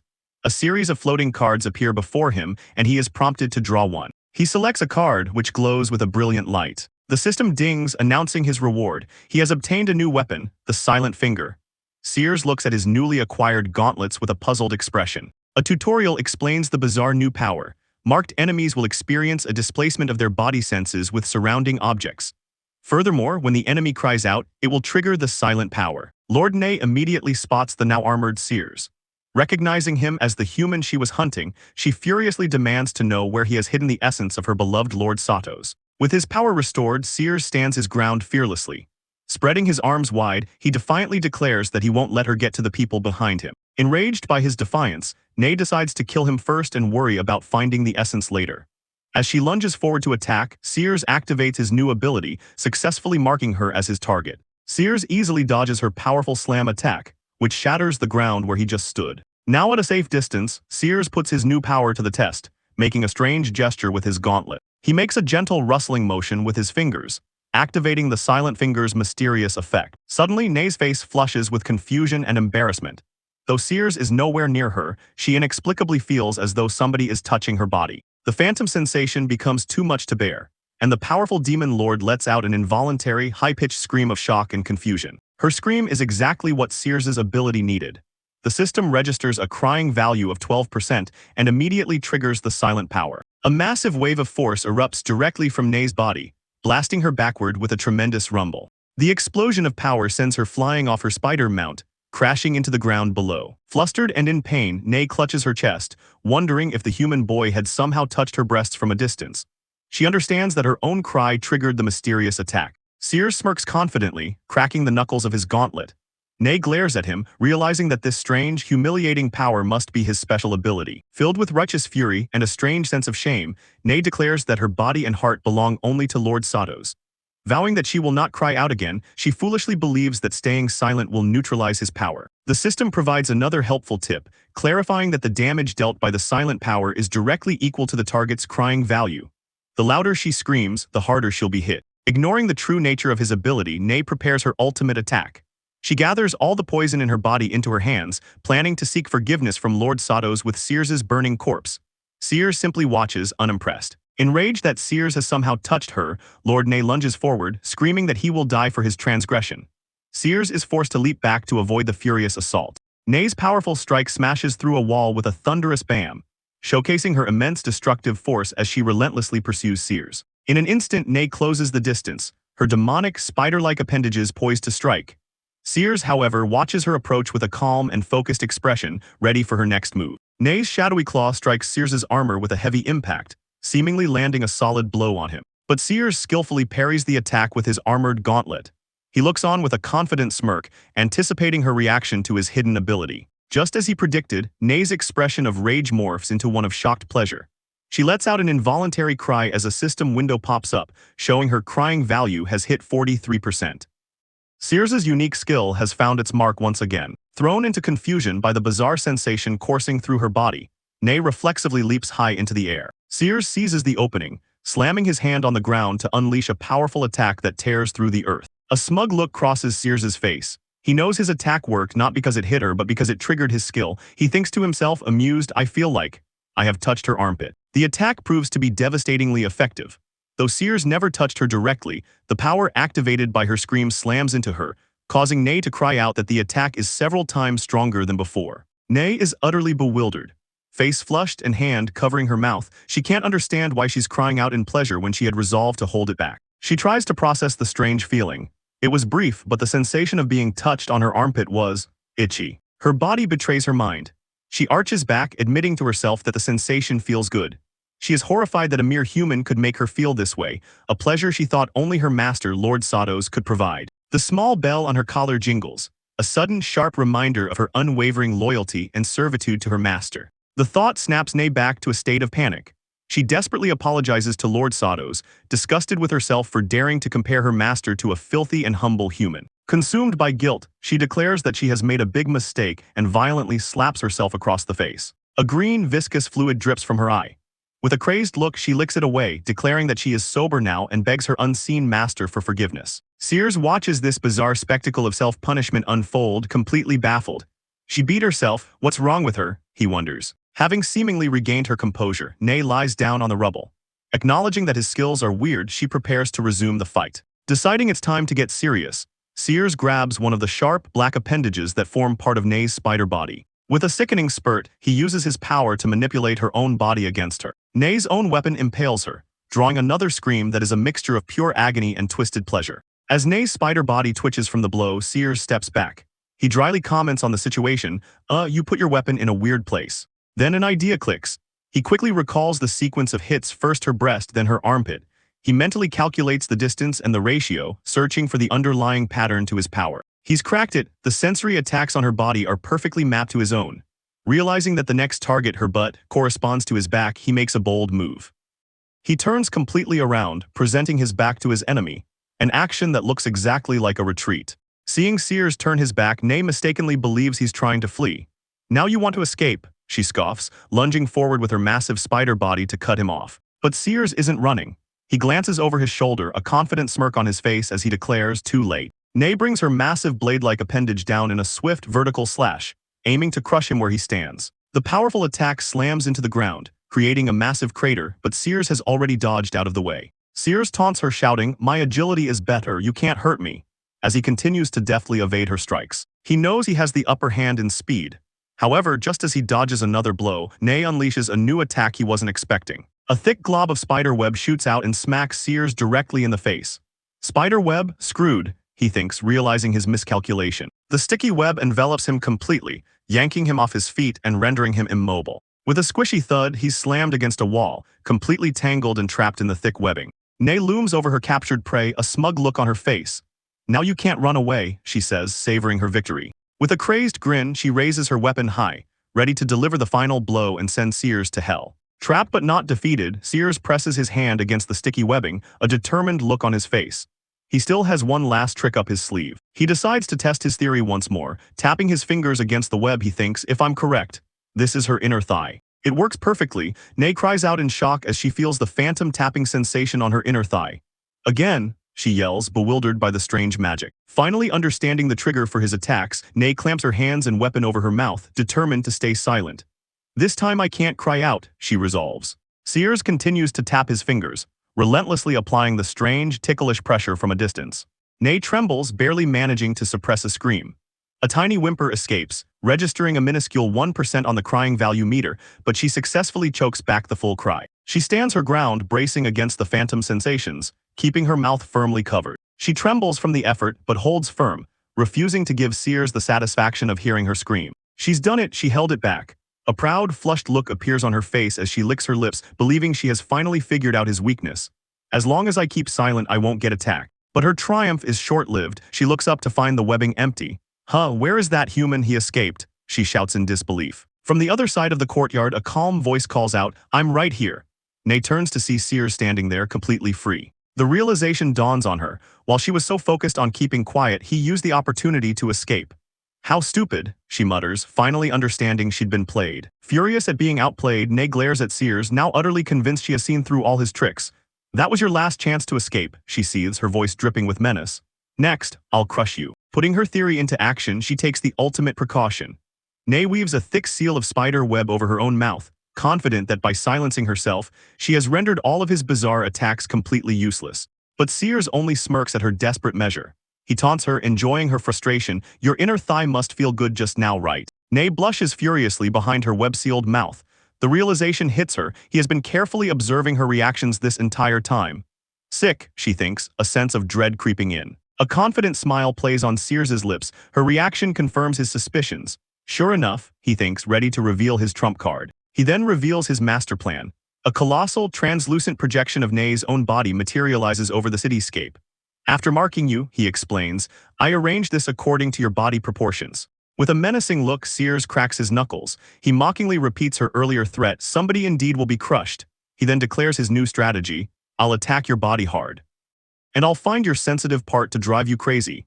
By attacking the giant projection, he can now systematically torment her, and there's nothing she can do to stop it. Continuing the fight, Galena looks down on Sears, claiming that she has seen through his tricks and that no matter where he touches her, she will not make a single sound. In response, Sears skillfully slides down the side of the building, moving with incredible speed. Galena's glowing eyes track his movement as she anticipates his next move, exclaiming that he's coming. As he lands, she lets out a small sound but quickly composes herself, reaffirming that she won't cry out. Sears pauses, noticing her apparent silence and wondering why there's no response to his attack. However, internally, Galena is panting. She realizes this feeling is different, a thrilling sensation coming from deep within her body. Despite the overwhelming feeling, she tells herself she held it back, proving to her master, Lord Satos, that she didn't betray him and that he is still in her heart. But as a weapon clanks to the ground, she can't help but admit to herself that the feeling is exciting. Enraged and flustered, she hurls her weapon at Sears, shouting that this feeling is still nothing compared to her devotion to her lord. Sears simply taps his armored hands together, preparing for his next move. With a wicked grin, he challenges her to try his next attack as a strange energy emanates from him. The attack hits and Galena's body begins to wriggle uncontrollably as she's overwhelmed by the feeling. She clutches her head, blushing intensely, as the strange attack directly stimulates her brain. Meanwhile, a mysterious man watches from a nearby window, noting with awe that the female demonic beast has started wriggling again. He blushes, wondering what kind of magic could make a demonic beast produce such sexy sounds, and desperately wants to learn it himself. Galena is in a state of ecstasy, wondering how a mere human could do this to her. She can only think that the feeling is super amazing. Panting, she admits she's never experienced anything like this. The sensation is so strong that the image of her beloved Lord Satos is becoming dim in her mind. Horrified by this thought, she slams her hand down, trying to force herself to stop thinking such things. She desperately tries to calm down, reminding herself that her body belongs to Lord Satos and that she must not let her mind wander. Sears looks on, noting that she still hasn't made any outward sound. He concludes that she must need even more stimulation. In a desperate last-ditch effort, Galena uses her poison casting skill, injecting a powerful toxin into her weapon. As she prepares to strike, she shouts that he can't beat her down so easily. But Sears is too quick, effortlessly dodging her poison attack before unleashing another barrage of his own. Completely overwhelmed, Galena begins to fall. She curses, admitting that the feeling is just too good and exciting, leaving her unable to even take a single step forward. Galena knows she has to kill him soon, otherwise the image of her beloved Lord Satos will disappear from her heart completely. With renewed determination, she hurls her poisoned weapon at Sears. Sears, however, calmly dodges the incoming blade. Undeterred, Galena unleashes another attack, releasing a wave of poison. The poisonous liquid spurts towards Sears, who is surprised by the attack in such a narrow space. The poison slams into the wall behind him as Galena declares that he cannot escape. The corrosive poison eats away at the building. From the cloud of poison, a large spider web emerges, trapping the area. Galena smirks confidently. She believes that at such a close distance, he had no chance to escape and must now be contaminated with her toxins, ensuring his death. But from her spider form below, she spots Sears standing on the rooftop. He calls out that it was the same distracting trick as her spider web. She looks up in disbelief, wondering how the human could have possibly jumped onto the rooftop in that situation. Looking down at her, Sears declares that he won't fall for the same trick twice. Now it's his turn. He leaps from the roof, heading straight for her. He uses the narrow alley walls to his advantage, placing a hand on the wall to alter his trajectory. He launches himself between the buildings, gaining immense speed as he descends. As he attacks, Galena's body begins to wriggle uncontrollably once again. She's hit with the same intense feeling from before as the bell on her collar rings. Sears continues his relentless assault with a smug look on his face. Galena is in agony and ecstasy, desperately trying to hold it back. She wonders why the sensation hasn't stopped, believing it should be ending soon. As Sears's attack continues, Galena screams in frustration. She thinks about how the feeling only lasted for a moment before, questioning why it's lasting so long this time. Finally losing her composure, she screams for Lord Satos, admitting that she is completely out of control. Letting out a final, agonizing scream, she is completely consumed by a twisted desire to swallow the human boy whole. A system notification appears with a ding, indicating that her crying value has reached 100%. As Galena reaches her absolute limit, the bell on her collar, a symbol of her power and allegiance, begins to crack under the immense strain. It then shatters completely, unleashing a brilliant explosion of golden light that marks her total defeat and the collapse of her demonic energy. As Galena is defeated, her magic points drain rapidly from over 2,500 down to 0. With her magic depleted, she is transformed into a tiny, harmless-looking spider, now identified only as a Pierce spider. A series of system messages alert Sears, enemy defeated, and the weapon returned to the system. Sears walks through the smoky aftermath of the battle, surveying the destruction. He approaches the small spider and reaches out his hand. The tiny spider Galena crawls onto his hand and gives him a small bite. A system window appears, showing his affinity with Galena is now 100%, and he has unlocked a new passive skill. Conquer. This skill allows him to obtain the exclusive abilities of defeated bosses. He has obtained Galena's poison casting skill, which allows him to attach poisons to his weapons. He smirks, wondering if he can now use his own body to create poison for his weapons. A system window appears announcing unlocked, settle. You can send conquered demonic beasts back to home. Sears looks at the small spider in his hand and activates the skill. The spider Galena vanishes in a flash of purple light. Elsewhere, a white-haired woman is startled when the tiny spider suddenly appears and lands on her head. Confused, she wonders what just hit her. Looking down, she is shocked to see the spider on the floor. Meanwhile, in a forest, Lord Satos' loyal subordinate Sathil reports to her master. Sathil apologetically informs Lord Satos that she has lost track of the human boy, Sears. Lord Satos is furious. She reveals that the boy system is her heart, and if she can't get it back, she will turn into a powerless human at night. She can't believe Sathil lost him. Suddenly, a powerful shockwave erupts from the distant city. Satos recognizes the feeling, it's the system's power. Guided by the power surge, she flies through the forest and spots her target below. Sathil can only watch in silence as her master rushes off. Sathil looks on with concern, holding a finger coated in green liquid, perhaps her own poison. Sathil remembers losing track of Sears as he disappeared in a flash. Lord Satos in his male form appears in a flash of red. Appearing suddenly behind Sears, Lord Satos declares, "Got ya." Sears is caught completely by surprise. Satos slams him to the ground with immense force. Leaning over him with a sinister grin, Satos mockingly asks, "Mr. Warrior, you promised to save me. How could you run away halfway? How annoying." As Satos' hand grips his face, Sears shouts with horrified realization, "I just knew it, you are a male, and a demonic beast." Pinned against the wall, Sears accuses Satos of lying about being cursed. Satos, in his male form, agrees and demands that Sears complete his promise. Sears screams back that he's not interested in men at all. Satos leans in closer, asking, "What about this?" In a flash of light, Satos transforms, now appearing as a seductive woman with long white hair and cat ears. She meows playfully, asking if Sears would be interested in her kitty look. Still, Sears shouts that he can't accept it. Enraged, Sears throws a punch, yelling that no matter what form Satos takes, he's not interested. He adamantly declares that he won't sleep with a guy and that he is not gay. Satos easily catches his fist. She overpowers him, cracking his wrist as he cries out in pain. She mockingly asks if human boys don't all like sexy kitties in black tights. With a sinister smile, she laments that she thought they could have fun together, but he rejected her. "What a pity," she says. She decides she can only play the hard way and provocatively licks his hand. Sears is utterly shocked and disgusted. He jumps back in revulsion, screaming at her not to lick him. Satos simply smiles, commenting on his nice taste and how good he smells. She waves her hand, unleashing a powerful force that slams Sears into the ground. She laughs, telling him he can't escape no matter what he does.